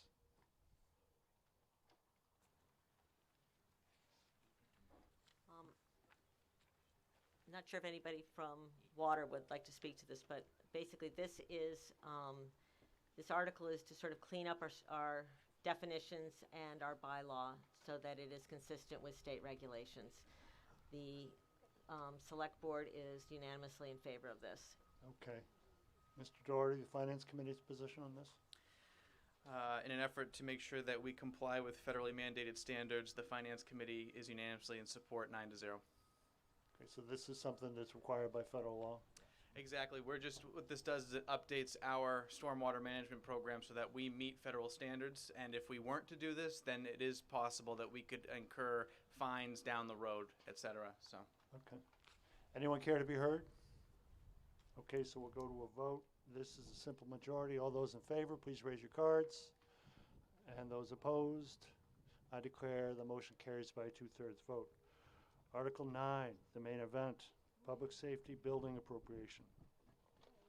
Take me a minute to read this, so hang on to your hats. Bob Weatherall of Labor and Vane Road moves to appropriate $27,500,000 to pay costs of designing, constructing, equipping, and furnishing a public safety building to be relocated at 4 Pine Swamp Road, said property being more particularly described in the deed to the town of Ipswich recorded in the Essex South District Registry of Deeds, and to support the town's police, emergency dispatch, emergency management, harbor master, shellfish, animal control, and fire departments, including all costs incidental and related thereto, that to meet this appropriation, the treasurer, with the approval of the select board, is authorized to borrow $27,500,000 under Chapter 44 or any other enabling authority, and that the select board is authorized to take any other action necessary to carry out this project, provided, however, that this appropriation shall not take effect until the voters of the town shall have approved by ballot an exclusion of the principal and interest on said bonds or notes from the limitations, of Chapter 59, any premium received upon the sale of any bonds or notes approved by this vote, less any such premium applied to the payment of the costs of issuance of the bonds or notes may be applied to the payment and cost approved by this vote in accordance with Chapter 44, thereby reducing the amount of the authorized to be borrowed by such costs in a like amount. And is there a second?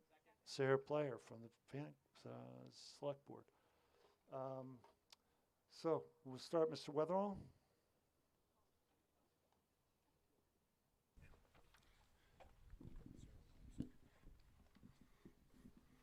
Hello, everybody. Whoa, Bob Weatherall, Labor and Vane Road. Before I begin, really, I want to introduce the members of our committee that are at this table. It's not all the committee. There's 14 members of this committee, the rest of whom are scattered around the audience. But here we have Jamie Fay, who just slipped in the last second. He's actually been in the Finance Committee seating, but he is a member of our committee. Paul Nickus, Chief of Police and Director of Public Safety. Our Fire Chief, Paul Parisi. Charlie Serpitsky, former Chief of Police, Director of Public Safety, Select Board member, and numerous other committees. Gene Emerson, Rob Donahue, who's stepped back, and at the end, Harvey Schwartz. Rob, Harvey, and I are 3 of the 4 citizen members of the committee.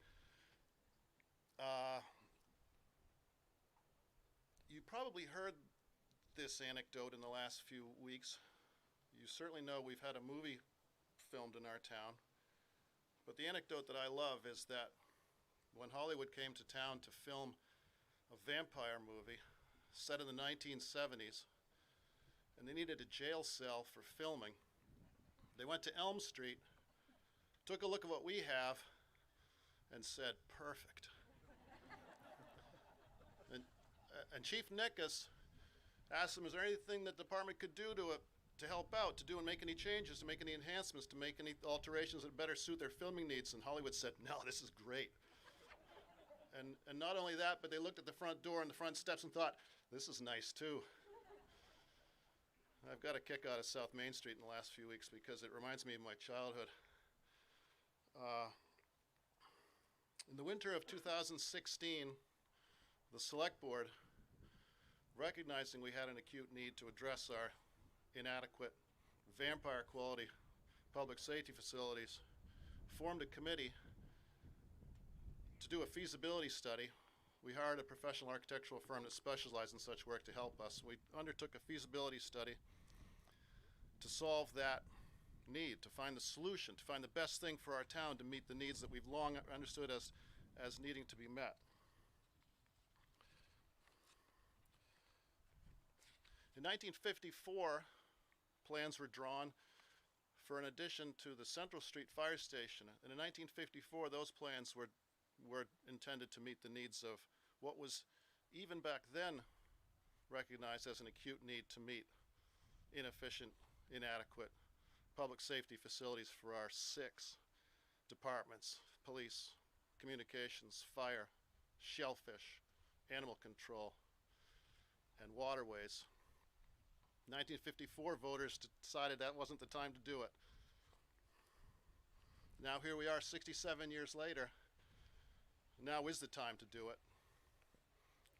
It's been 117 years since that fire, 117, almost 117 years since that fire station was built. Many towns have replaced fire stations built that were since then. This town, Ipswich, from building that first meeting house so many centuries ago till now, this town has met those moments when a specific big infrastructure need arose. We've built a water system. In the past, we built a sewer system. Being a progressive, independent-minded town, we built our own electric generating plant, and that plant still operates. We built a number of schools in those centuries. Now it comes to us, this town meeting, to meet a need we all recognize and to vote to support a new public safety building. 1 year ago, with a feasibility study in hand, we came to this meeting over on that playing field under a tent, and we asked voters to support funding for the architecture for a new building. And at that meeting, the voters decided it wasn't the time to do it, and as I understood it at the time, one of the reasons was that voters felt like if we fund the architecture, come back, say, a year later to ask for support to build the building, and the cost of that building has been determined to be above what we are comfortable with, then we have taken the wrong course. So there are other reasons at the time for not making that decision. One of the strategic plan, which others will talk to this morning. But so we've come back to you this year, almost exactly 1 year later, with a cap, with a budget, with a not to exceed figure, with a limit. It's a limit, it's a cap that was created by a professional estimating company that specializes in large municipal projects in this region. It's not a number we invented, it's not a number that came out of a committee, it's a number that came out of an objective professional estimating company without a stake in this project. And we can assure you that the building that gets designed in the next year and built the year following will be at or below that cap number. In conversations that we have had over these 5 years of work, when we've heard ideas, when we've answered questions, one of my favorite things I'm able to say that other members of this committee are able to say, when we hear somebody with a thought, and we try to be receptive, we want to be receptive, this is a community structure, this is a structure that's for all of you, this is a project that belongs to everyone, and there's a bunch of talented, committed people in this town that deserve to be heard, and we will continue to listen. And when we do that, we are sincerely, truthfully able to tell people when a new idea or a question comes forward, it's like, we've looked at that. Because we looked at it, and Rob will address some of the details, some of the moments that have led up to where we are today.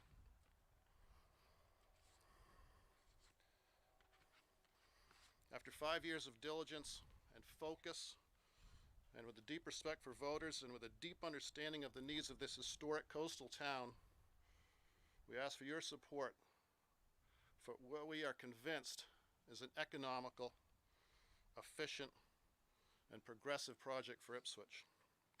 And as we continue to move forward, we will seek architects who are good teammates, who create inspired, sensitive buildings, buildings that fit. We'll build a building for this town that is a good neighbor, that suits its setting at the corner of Pine Swamp and Linebrook, and a building that will make us proud, that will be durable, and that will be something we can all make great use of, a building that will help us all look after each other for another century and beyond. We are committed in the design and build process, which we expect will take 1 year from the point of the ballot to having architectural drawings and engineering completed for this project. In that year, and in the construction year that follows, we are dedicated, we are focused, and as we have been in the feasibility study process, to being inclusive, to being open, and to being responsive, and to listen to all of you, because as I said, this is a community project, this is a town project, and there's a place at the table for any of you in the years ahead as we make this project happen. Rob, you want to give us some details? Good morning. Robert Donahue, High Street and citizen member of the Public Safety Facility Committee. Thank you, Chairman Weatherall, Mr. Moderator, Select Board, and Ipswich voters. On behalf of the Public Safety Facility Committee, I would like to thank you for all coming out this morning. This committee started the process of investigating a new facility in February of 2016. We met over 75 times, completed a feasibility study that looked at the current buildings, the police station on Elm Street, the fire station on Central Street, and the fire annex on Linebrook Road. As had been determined twice before, the consulting firm we hired found the current facilities to be lacking in the ability to properly meet the needs of its occupants and not fit for expansion, to be lacking the ability to properly meet the needs, and not fit the expansion based on the structure of the land mass available at those 3 locations. We then looked at other locations throughout town, such as Town Hall and Green Street, the DPW facility on County Road, the 2 elementary schools in private locations, like the old Ford dealership, the car wash on Washington Street, the former paper office that was at the time leased by EBSCO, and as determined by past projects, they were found to be too small a space or outside of the radius of the center of our town that would provide appropriate times for our response times for our fire department. This committee also embarked on a programming study that looked at the requirements of public safety to support our unique town that is the 3rd largest in geography in the Commonwealth and has over 45 miles of coastline. The departments in consideration are police, fire, dispatch, emergency management, harbors, shellfish, and animal control. We also took into consideration ambulance services, which is currently outsourced to a private provider, but may in the future become a town-run service. The programming looked at items such as equipment storage needs for fire trucks, police cars, boats, trailers, and various other equipment. Living quarters for fire when on duty, with an eye towards the ability to include and support female members. We looked at functional space needs, such as decontamination rooms for firefighters to strip off contaminated clothes and equipment so that it does not enter their living quarters. Police needs like evidence processing and storage, a booking room, holding cells and sally ports where detainees are safely transferred from cruiser to holding or vice versa.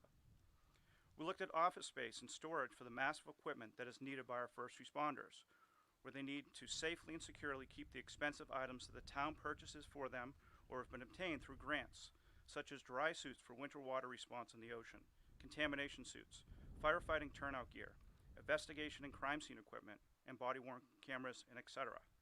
There is a need for our communications department and their mirrored radios, computers, and servers that support that team that process over 80 calls per day.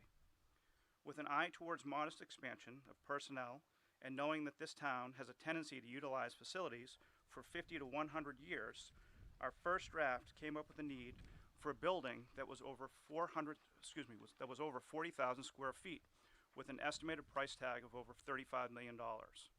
After 3 edits by our fire and police chiefs with the assistance of the town manager that combined and or removed spaced, we settled on 29,600 square foot building, cutting out 12,000 square feet or a third reduction in size and a 20% reduction in cost.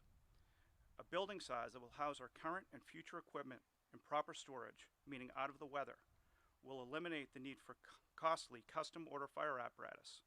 This building will also provide locker and living facilities for our future female first responders to be able to join our public safety departments, provide the appropriate space for working with the public, such as private and separate interview rooms, a safe and ADA compliant lobby area where interactions such as complaints or questions from citizens are handled, court-ordered custody drop-off pickup of children between estranged couples, or the simple request for a public restroom can be fulfilled.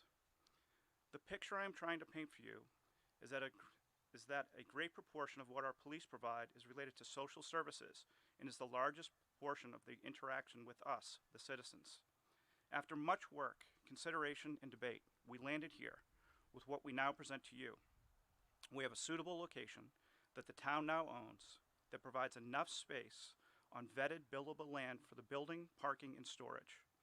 This location fits within the appropriate radius of the center of town to provide equitable response times and removes our emergency vehicles from pulling out onto Central Street, the most congested and state-managed road in town.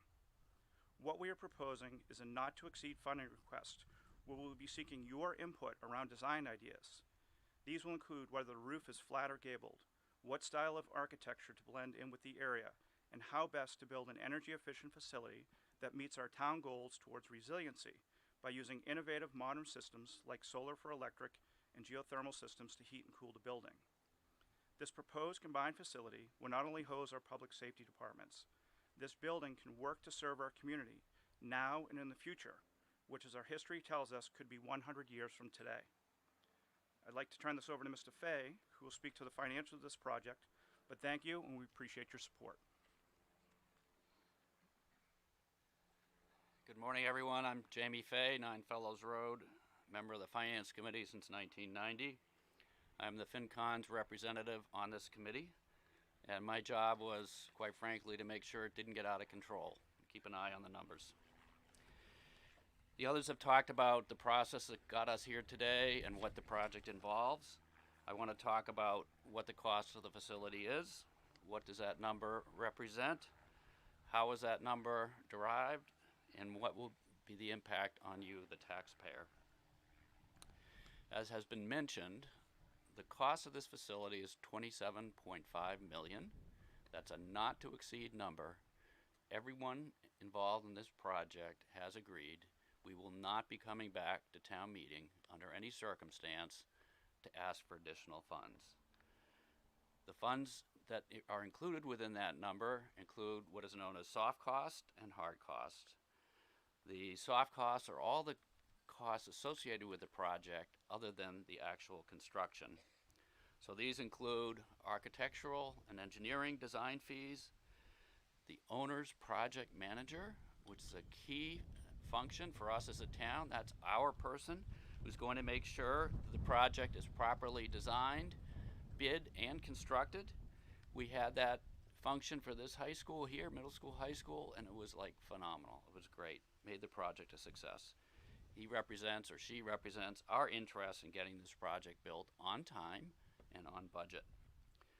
It also includes all the costs relating to bidding, printing, advertising, and legal, any testing and inspections, the moving costs to get our existing employees and functions into this building, all of the new furniture, fixtures, and equipment that are required to make this a fully functional facility, and in addition to that, a 5% contingency for unknown costs.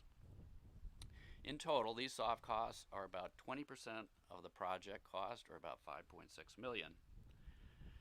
The hard cost, as was previously mentioned, is based on estimates from a professional cost estimating firm.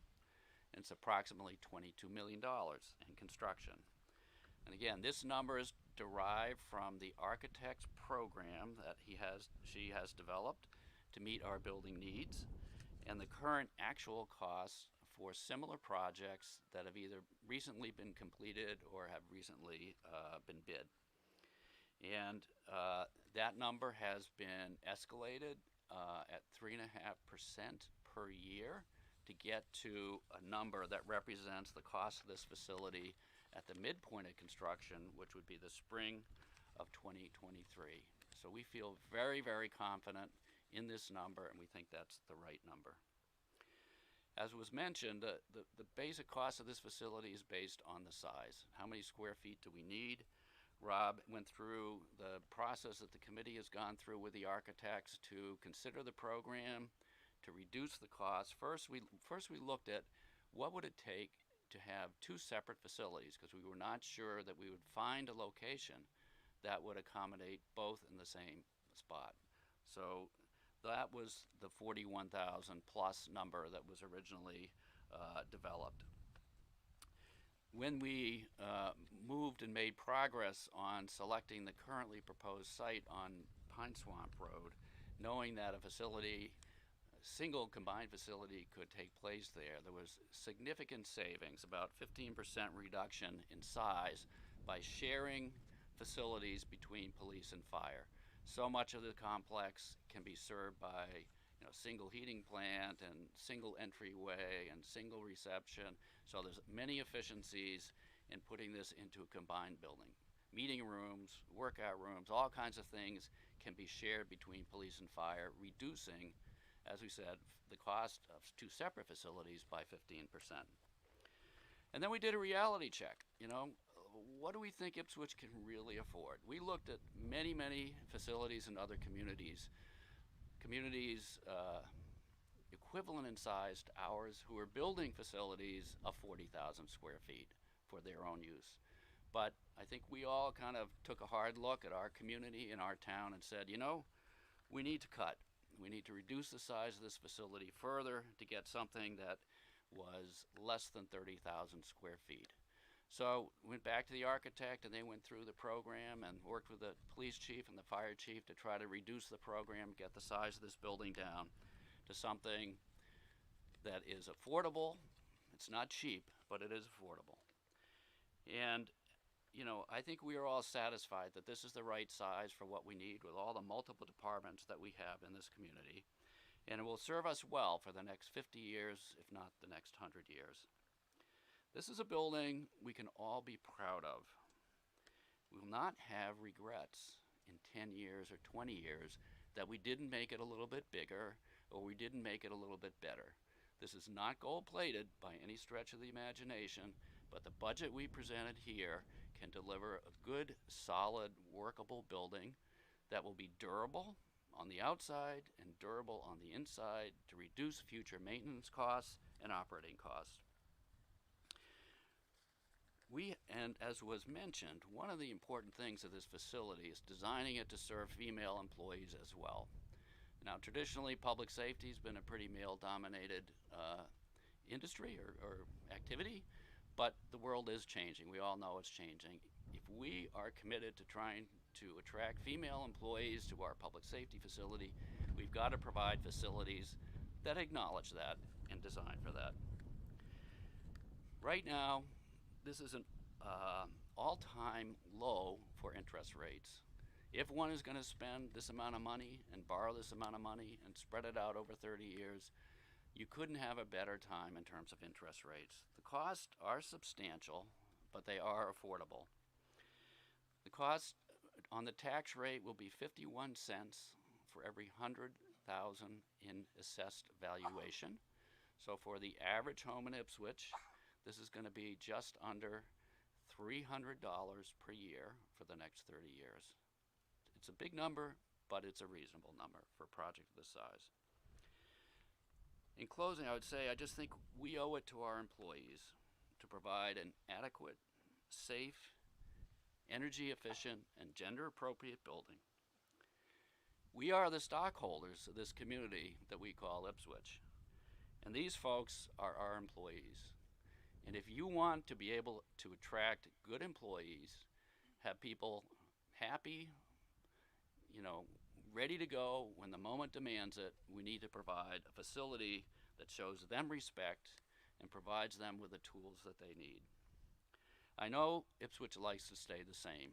We're all very happy that South Main Street didn't look any different when they turned it back, 50 years. But this is something we need to do. We need to move forward. Now is the time. I ask for your support. Thank you.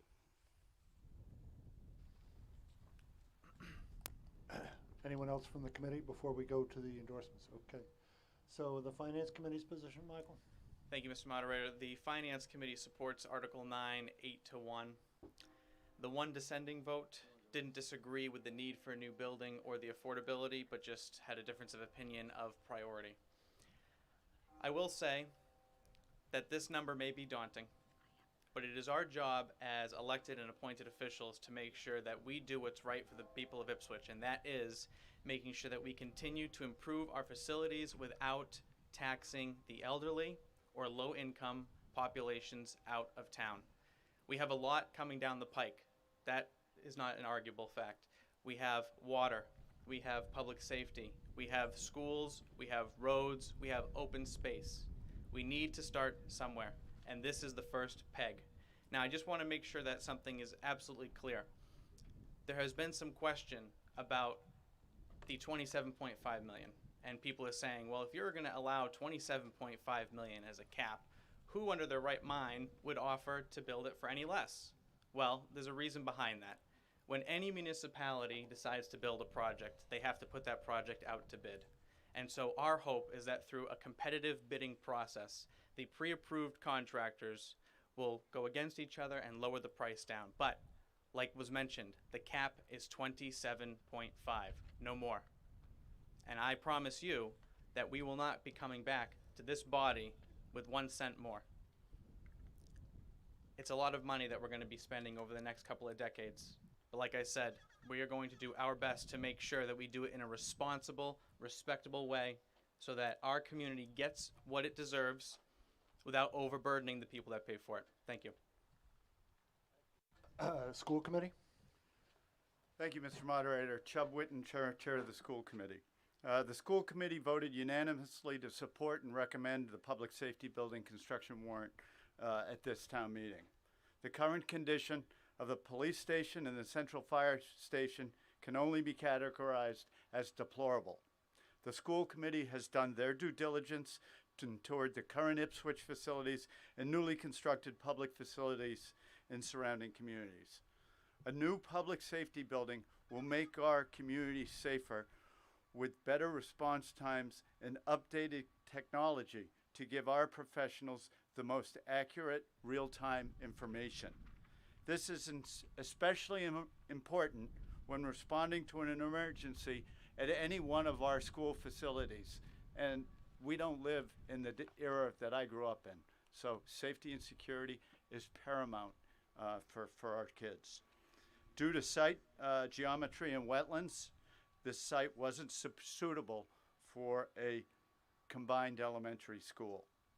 The school committee, along with select board and finance members, recognizes the work of the strategic plan working group to lay out the significant capital projects needed in the coming years.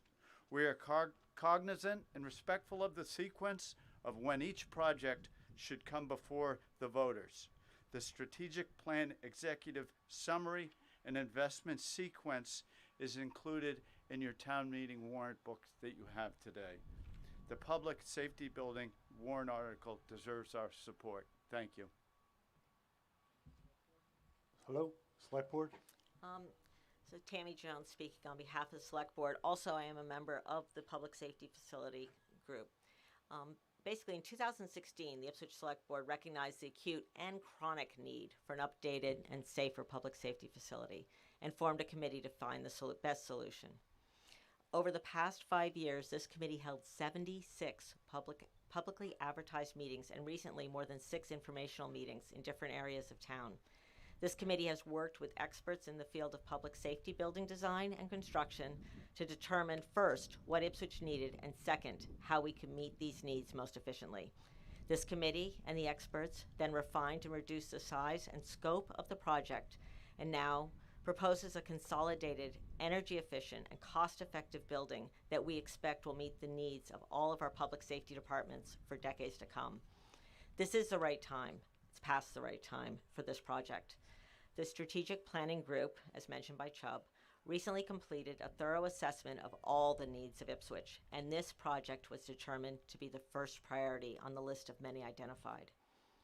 In response to the question of what about the present police and fire stations, a public safety reuse committee has recently been formed which will work to determine the best next uses for these properties, including a new location for the Victory Gardens. This is no longer a question of if, it is a question of when, and when is now. Delay has and will continue to increase the cost to the voters.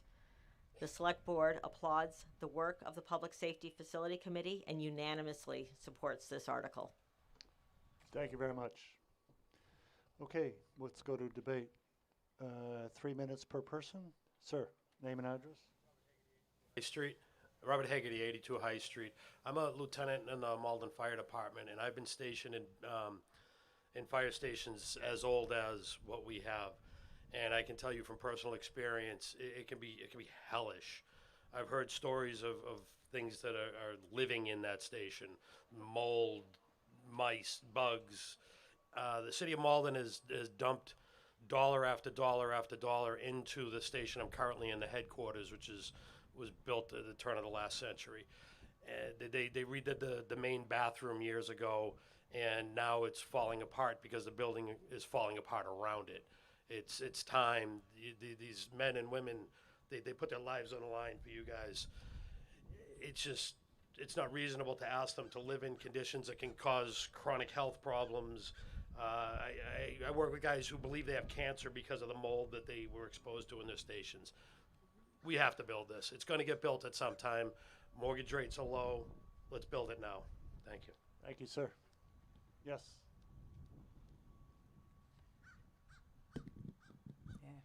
Sarah Simon, 9 Farley Avenue. I want to say that first I appreciate the presentation and the reminder of, the reminder that the bid process could in fact end up with a building which is less than $21 million. I also appreciate the fact that you are thinking about hiring women to our emergency and town board, town services and staff. I do think that perhaps we might even be able to, today, 30 years after whatever the last decision was made, we may be able to minimize some of those facilities because many places are now unisex facilities rather than men and women. But beyond that, I had 2 questions. I just wanted to clarify which committees people should join to make sure that this design maintains the costing and keeps to affordability and reliability. If that's a question, I could give you the second question at the same time. Why don't you give me both of them right now? The second question is whether in this process we have looked at operating costs for the existing 3 buildings which are being combined here, and whether we have any numbers that tell us what will happen with this new building. I want to suggest that by having chosen the geothermal heating system over the next 20 years, which is only a small portion of the time we are going to be using this building, that geothermal is probably going to be way cheaper than trying to heat and cool these 3 buildings. We'll get someone to speak to that stuff. Thank you. Great. Bob, can you tell us about that? Yeah. How someone gets involved if this goes forward? Thank you, Tom. And there's a lot of good questions in that, what you said, and I will touch on the ones I can keep in mind and that I have a familiarity with, but I may defer to someone on the finance side, if you'll allow me to. If you're interested in participating in the reuse of Central Street and Elm Street buildings, the board that oversees the appointments to that committee is the Select Board. And I don't know if they have filled out that committee or not. You should ask the chair, Tammy Jones, or any other member. But I think I can speak fairly for them in saying that regardless of how and when they establish the membership of that committee, that will be a committee like ours that welcomes at any meeting another voice at the table. And then go ahead. Operating costs. Yep. I can say one honest thing, but then I'll defer to one of the two chiefs, both the chiefs, Jamie Fay or others. But we spend in this town a lot of money annually to prop up what we have, all the while what we have not doing the job we need it to do. So we're spending money we could make better use of, have been for a number of years. But when we build a new building, it's going to be a larger facility. And though it will be the most progressive mechanical systems, building envelope, and so forth that we can plan and we can afford, it's a bigger structure. It will have cost to operate. Our job is to make sure we do our darn best to make sure it is ecologically sound, environmentally sound, and efficient. Geothermal. I'm glad you raised geothermal. Because of the work of the Climate Resiliency Committee, this town has pledged that all new municipal buildings will be net carbon zero. That means that this building, like any other building we build in the future for ourselves, needs to be fueled by, needs to have its energy sourced in ways that reduces its carbon footprint. Its use of, or put it another way, this building that we build cannot use fossil fuels in its energy system except for the backup generating system. But that's why we talk about geothermal, because it is one of two really good choices we have for the mechanical systems for heating and for cooling. Either a ground source heat pump or air source heat pump. When we talk about air source, we talk about what a lot of us are now becoming more familiar with, which is mini splits. We like the ground source because it is a simpler way to heat and cool a building. It is a more durable way to heat and cool a building. It is durable because all those condensers that you see on the sides of houses, on the roof of big buildings, those don't need to be in a geothermally cooled and heated building. That stuff can be sheltered under cover, so it's a simpler system that lasts longer. Maybe I'll step aside and let one of you address programmatic costs. Microphone working? I also heard a question about the bidding. Is there someone that can give us just a broad brush explanation of the bidding process? So we're required under state law to put the project out to bid and include something called filed subbids as well. So there's a competitive bid process. Like we've done on this building here, went out and selected a contractor. We're not necessarily obligated to take the lowest price, but you probably would go with the lowest price if it's a qualified contractor and qualified bid. So we'll do that. We'll see what it comes back in, and hopefully we'll get some good news. And are there only certain people that have to be licensed and qualified to bid on these projects, municipal projects? You gotta pre-qualify, right? Yeah. Yeah. Okay, sir. Tim Driscoll. Hold on one second. Oh, sorry. Yeah, go ahead. Tim Driscoll, 31 Upper River Road. Just a financial question. I didn't know if these numbers were looked at pre-COVID, or is there contingency looking at the increase in supply costs with the epidemic?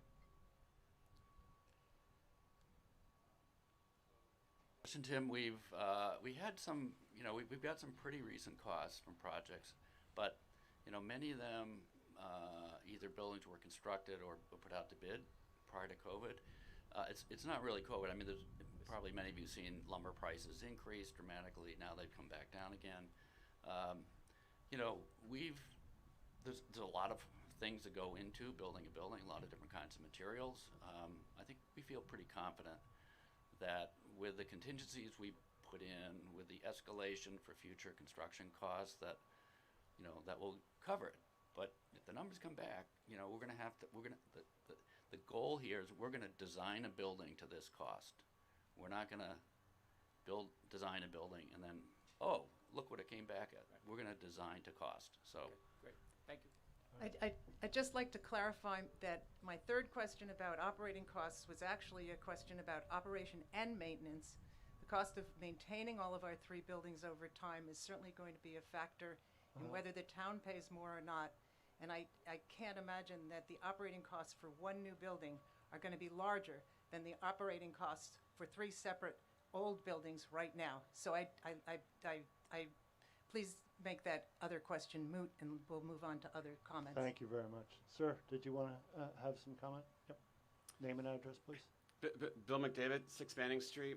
I happen to be the next door neighbor of our existing fire department, so I don't have much in the way of new arguments to add. I support the measure. I would urge all of you to support the measure or the article. But just with the existing building being literally my next door neighbor, I'll say with just a tinge of sadness, we won't be able to have the wonderful Halloween family-friendly parties anymore. But despite that concern, I'd still support it.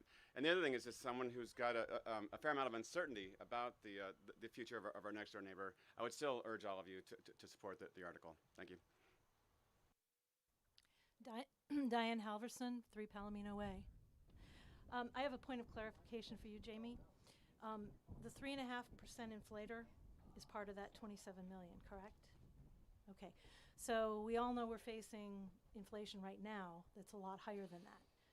So given what you just said to the prior questioner, you are still going to, that 27 is hard and fast, even if this current inflation we're all facing, which is now almost 6% year over year, and even if it's temporary, it certainly is going to stretch into the time frame of building.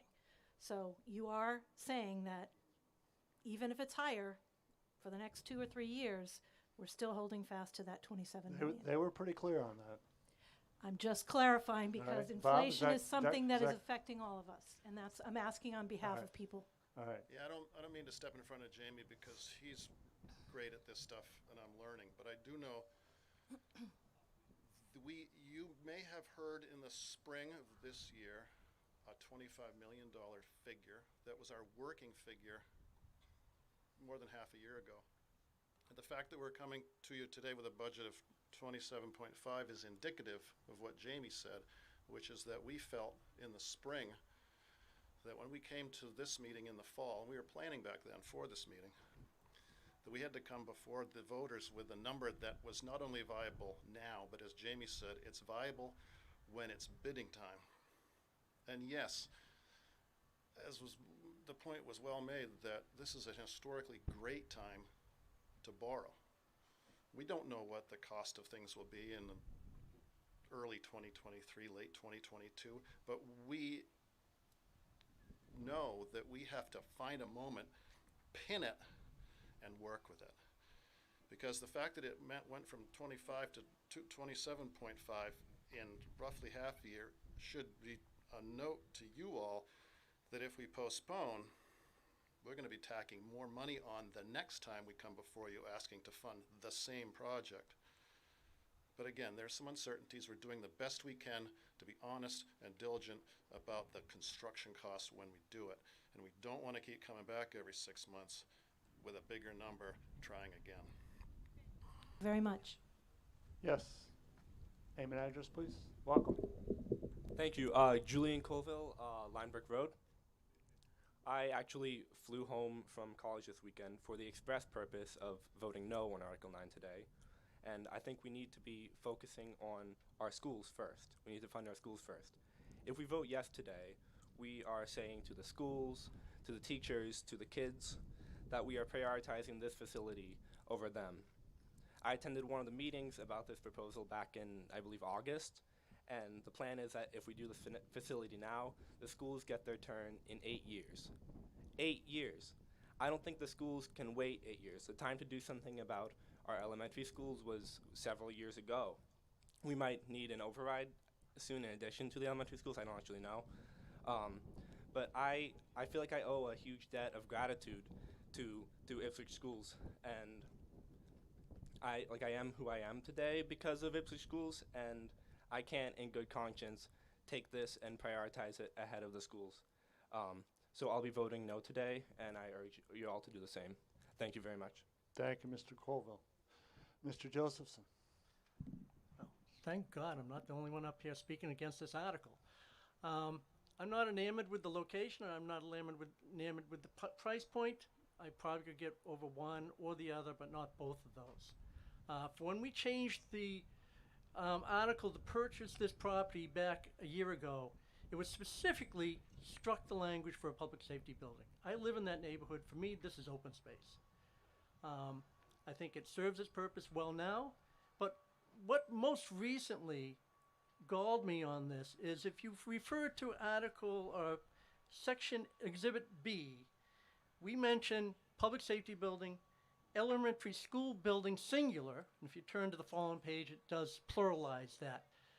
So if we're talking about a single elementary school, we know from past experience that could be at Doyon, that could be at Biolek Field, that could be at Pony Express. But the one place it cannot be is at the Winthrop School property. And we're better to site our public safety building than at that Central Street property. It has Central Street built into it. It is the center of this squished up diamond that makes up the geographic property of Ipswich. I think this article should be voted down, and we should go, I hate to say it, look at going back to the schools. I thank you. Vote no now, vote no at the ballot. Thank you. Thank you, Mr. Gogan.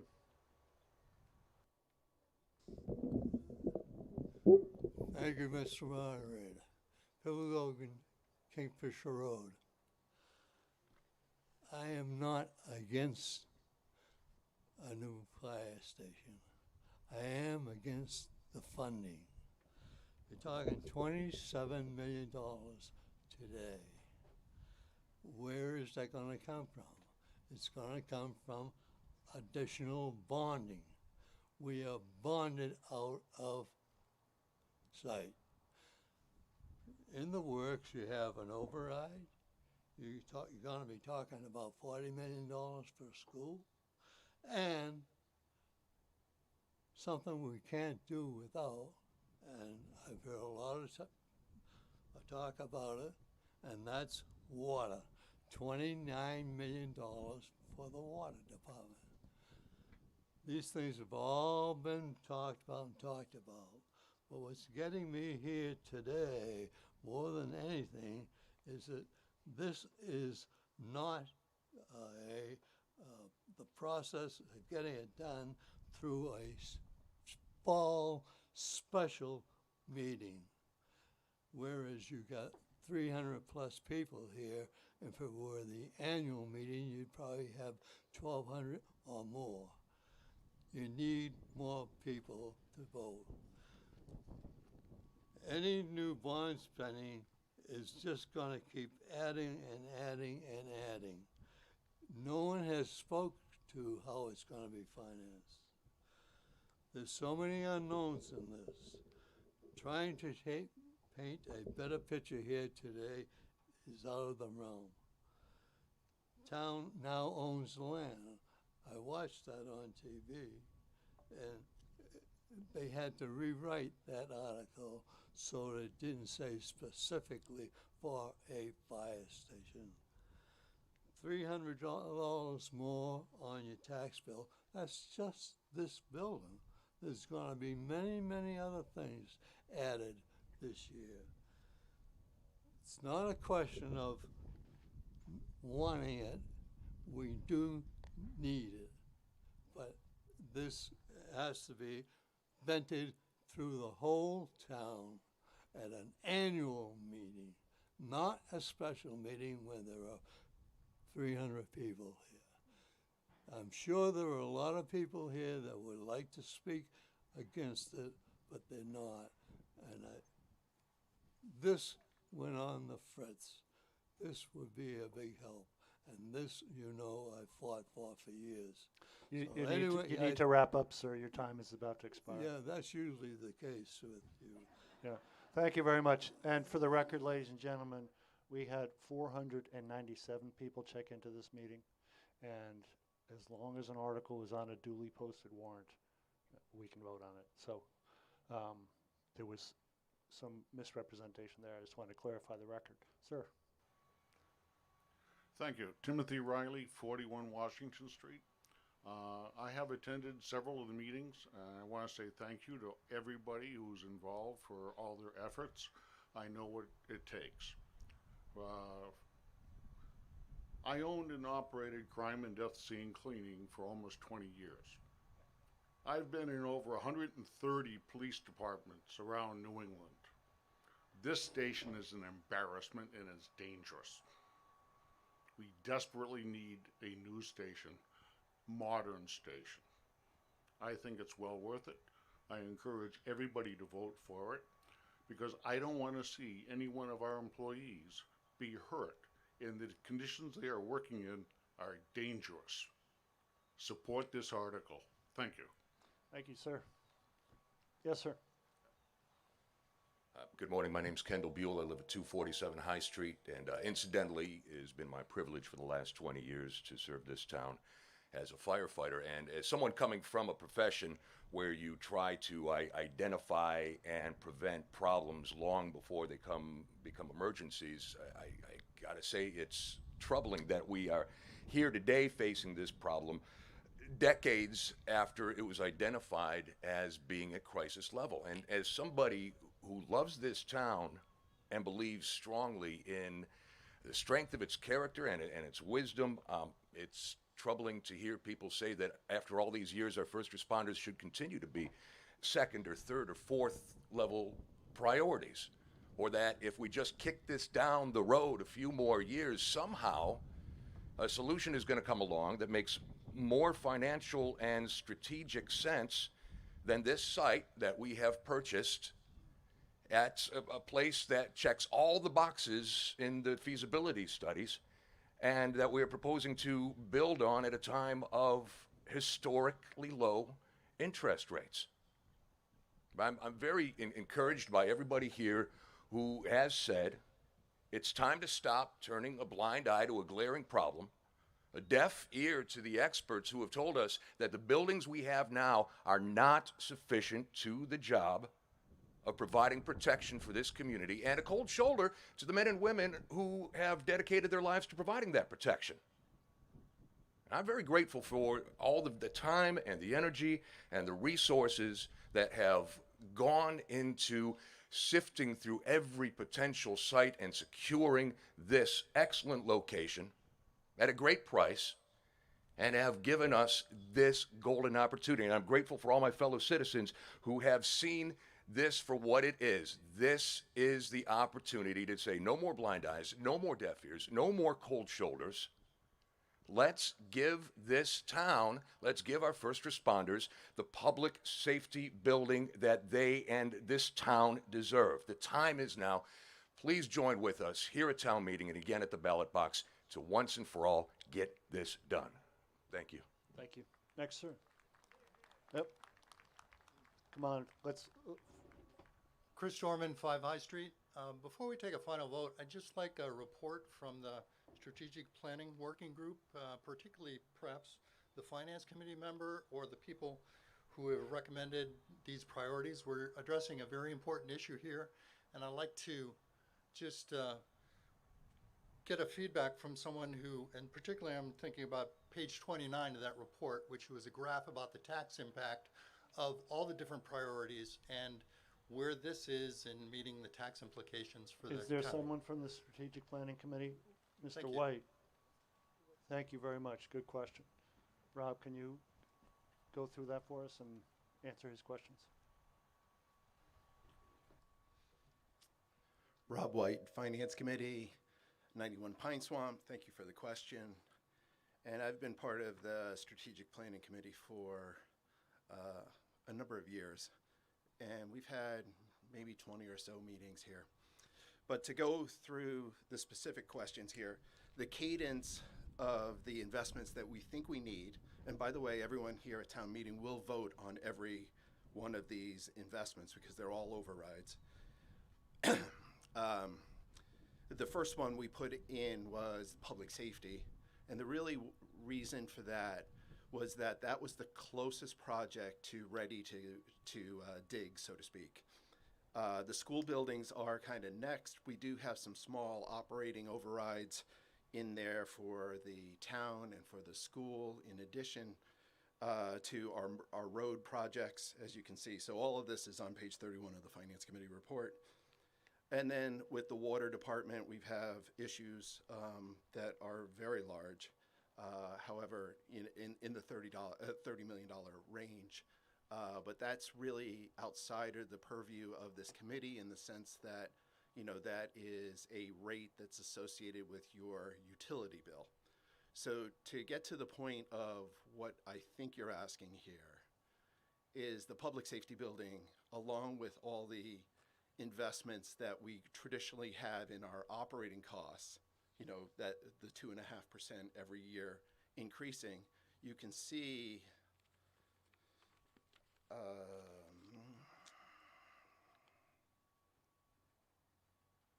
on page 29 that the public safety building is going to be just under $300 per house in FY 2027. So FY 27, the construction has begun. It's complete. And now that we're at a steady state of paying down the debt. But as a taxpayer, the taxes go up every year, right? So in FY 27, the way I think the public should look at this is the taxes will likely be up about 16 to 17%, and then going up 3% from that point forth. But the investments, again, just to talk about the major investments, none of these investments are a guarantee. You'll all have a choice on every one of them. As the young person said about the school buildings will take some time. We need to get back onto the Massachusetts school funding organizations list. So we need to be prioritized, and then we need to decide whether it's one school or two schools and the location. So that is many, many years out, and that's why the public safety building is before the schools. Okay, Mr. Rauscher. Does that answer your question, sir? I particularly was concerned about graph 20 on page 29 of the report, not the strategic planning report, which was a color-coded graph of the tax implications of all these over a 15-year span. And if you could address but those figures are going to change over time. We're not talking about them today.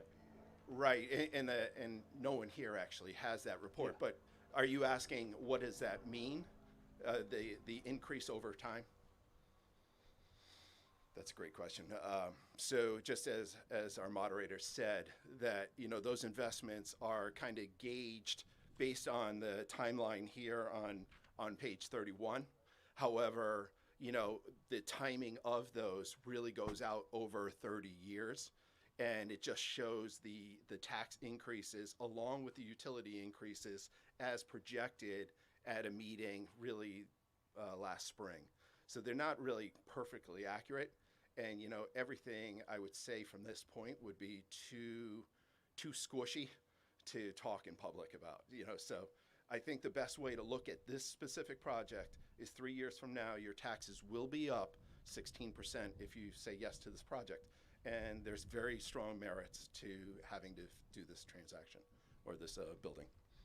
And those figures, as he says, are not accurate. It's just a projection that we have other obligations in the future to make. Mr. Rauscher, welcome. Thank you, Mr. Moderator. Ed Rauscher, 44 High Street. I've served on the Board of Selectmen for 25 years. And as some of the others with whom I served, I see Bo Kraft, Jim Engel, Charlie Sapitsky. As they'll tell you, there was never a question of whether we have a need. You've heard that over and over again. That needs become dire, frankly. The way that I see the context of this proposal is the big difference really is we really have a sophisticated and unprecedented level of organization and coordination between the schools and the municipal side and the utilities department. And then secondarily, I think the difference is this great committee. This committee's, as you heard, has had nearly 100 meetings over 5 years. So the need is dire. The time is now. I urge you to vote for the article here at town meeting, and then show up on Tuesday to vote for it at the ballot. Thank you. Okay, we've been at this for an hour, and it's a big ticket item, and I certainly don't mean to rush, but let's hear something new. Okay, let's hear something new. Good morning, everyone. My name's Dan Trindade. I live at 11 Pine Swamp. I'll be in a budding property for the public safety facility. I just wanted to say that I definitely understand the need. It's been very well documented that we need a better public safety facility for police and fire. Two of my cousins-in-law, Matt and Ryan Mayer, are police officers in town. I do not want them to have to deal with mold in the locker rooms or, insufficient facilities to do their job. Nobody should have to work with that. And I definitely commend the passion of the committee. I have attended a couple meetings. Everyone on the committee has done excellent work, and they've definitely taken a lot of considerations to heart. I am not sure if I'm going to vote for this. As an abutting property, yeah, honestly, I don't want it next door. But at the same time, we need these things for the town. And if we're going to be moving forward in this type of development, if we're going to be prioritizing going forward for the next 10 to 20 years, if we are putting this type of effort towards the public safety facility, we need to be doing the exact same thing for the schools, the exact same thing for our electric and water infrastructure. So I would urge everybody here who cares about developing the town, making sure that it is safe, not just for everyone here, all the adults in town, but also for kids and future generations. We need to put the same type of energy we're putting towards public safety, towards our school. Thank you. Yes.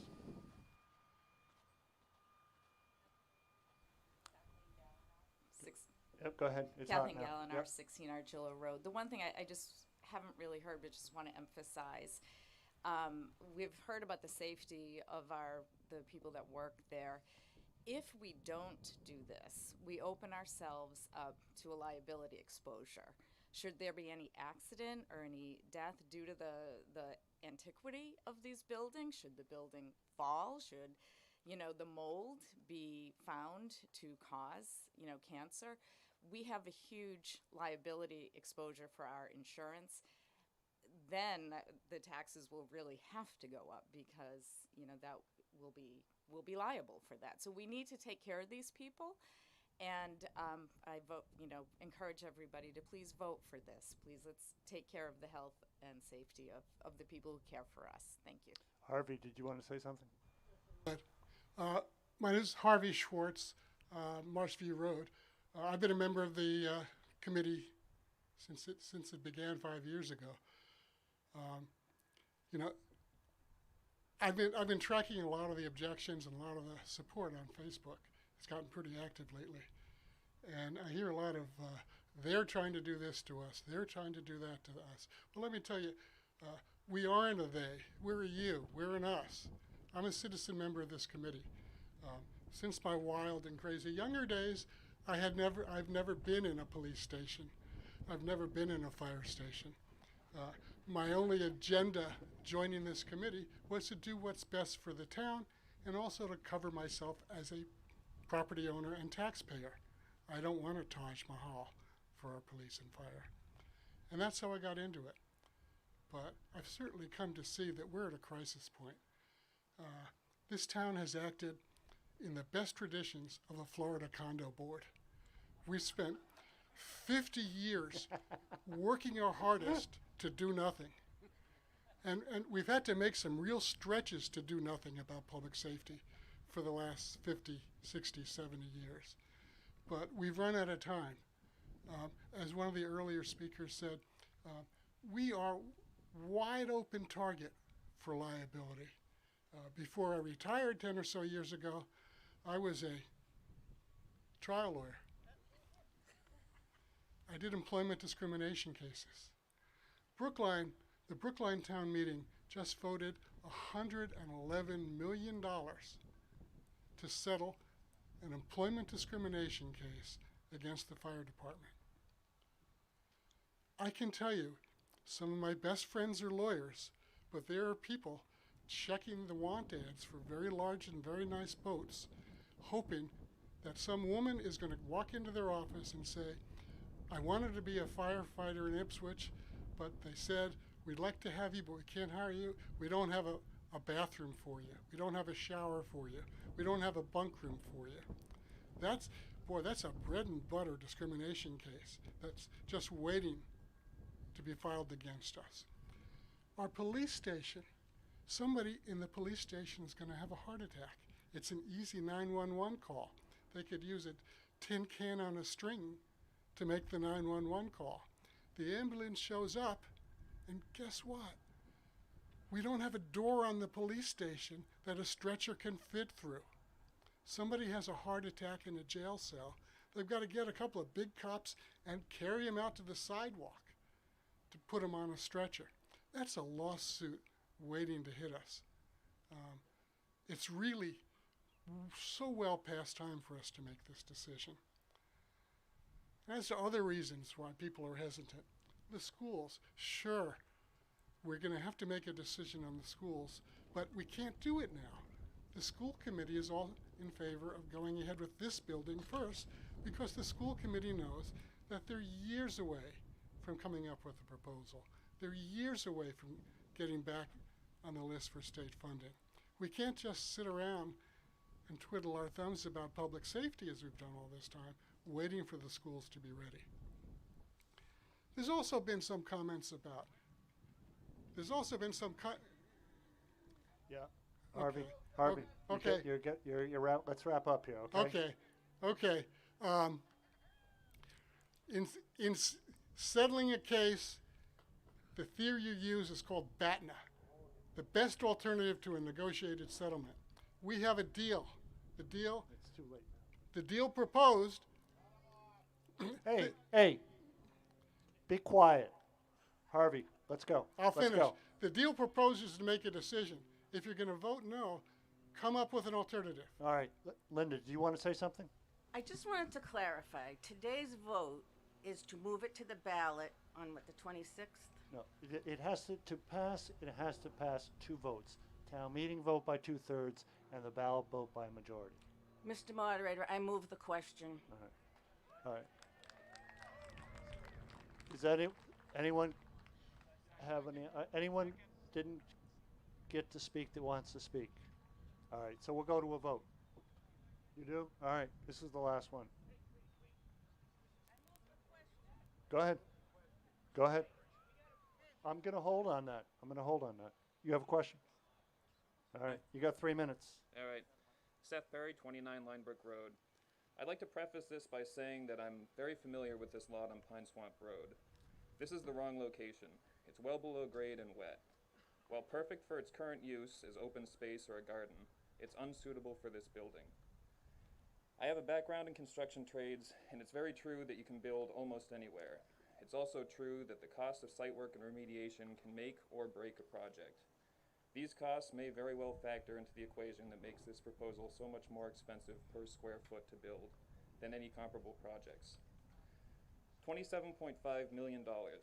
Voting this through will leave 2 historic buildings in the downtown area vacant. We will be paying to tear these down or rehab in the future. There's no plan for this yet, and the price has not been included in the $27.5 million. Ipswich has more than a few hugely expensive items coming up in the next couple years. All right. Sir, this is all old stuff, man. So I want to hear something new. Mr. Moderator, I move the question. and How I'm- can you ignore that? I can ignore it. Please Why? sit down. What is your reason to ignore I do that? not have to take it. You're now out of order. If you're That's out of order fine. again, I'm That's going to have fine. you removed. I moved the question the 3rd time. Let's go. Something new. In conclusion, saying no today does not mean we do not support the public safety building. It means more work needs to be done to better locate this and make it more affordable, working it into other projects. We've paid for less than ideal before. Look at the unused newer fire station in Outer Linebrook. Thank you. Thank you. All right, I'm going to give 30 seconds to respond to that. Just a quick point about the nature of the land at Pine Swamp and Linebrook.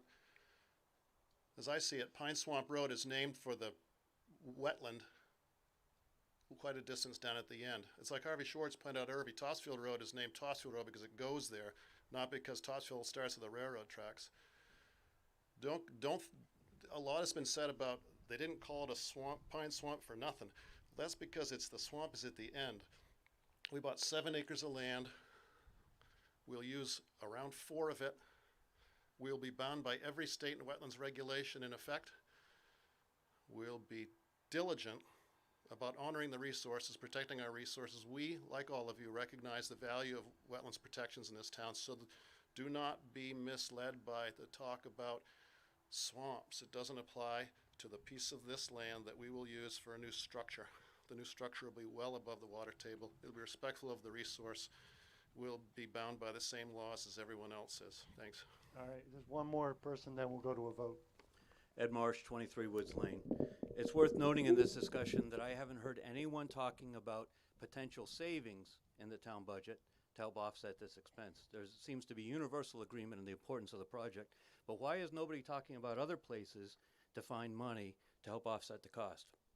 Two quick questions. The cost of the land that we've already purchased, is that included in the budget for this project? And secondly, We what already is- purchased the property. Okay, so when we're told $27 million, it's actually 27 plus the property. It's already been spent. What's the next question? So it's 27 plus the property. The other question is, what would this project have cost if we weren't constrained by this requirement to have a zero carbon footprint design? Fair question. The zero carbon resolution, to the best of our knowledge, after some careful consideration of this in meetings some months ago, is that the cost of the mechanical systems of the building that will conform to that resolution will be no greater than they otherwise would be. So it doesn't apply. The more important point, though, is that whatever the cost of mechanical systems are, and of course it's going to fit under the cap, it will have to happen, it's going to fit under the budget. The more important point about the mechanical systems and carbon zero resolution is that for every year this building is in operation, it'll be less costly to operate than a traditional fossil fuel powered system. So don't think of it as upfront cost. We'll accommodate that in the budget. We have to trim a few things here and there to make it work. We'll make it work. But the more important thing is, for all those decades we run it, we'll be saving money versus what we would have been paying to power it with fossil fuels. And a key piece, in that category of, we looked at that, is one of the things that's really neat is this building will be buying its energy from an electric company that we all own. And I just think that's really cool that we own our electric supplier. We're shareholders in that. Let's buy their product as opposed to buying fossil fuels. Okay, seeing no other debaters, we'll go to a vote. So this is the vote on the main motion. That is, no, we're going to a vote. Oh, there's someone back there. I didn't see you. Okay. All right. Well, let's hear from you. And I want to hear something new, and I mean it. I'm All on right? it. Let's go. Tricia You O'Donnell, got 3 minutes. 320 High Street. I think something we need to consider is in Essex, they just built their fire station for $13 million. We're asking for 27.5. However, we're talking about 4,000 people or less. Here in our town, it's 14,000. So that's something to consider. Thank you very much. Okay, so we'll go to the vote on the main motion. All right. The main motion is to move the article and to appropriate the funds. And this requires a 2/3 vote because it's borrowing. All those in favor, please raise your cards.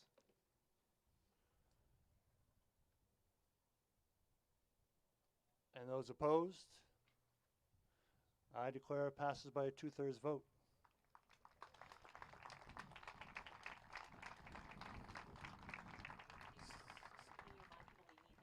Yeah, all right. So just a reminder before folks leave, first of all, the meeting still, I need a motion to adjourn, but also 10 days from today, this question has to go to a ballot vote at the YMCA, October 26th. Motion to dissolve the meeting. So moved, seconded. All those in favor? Motion carries. Thank you all very much for coming. Thank you for your patience. And we'll see you in May.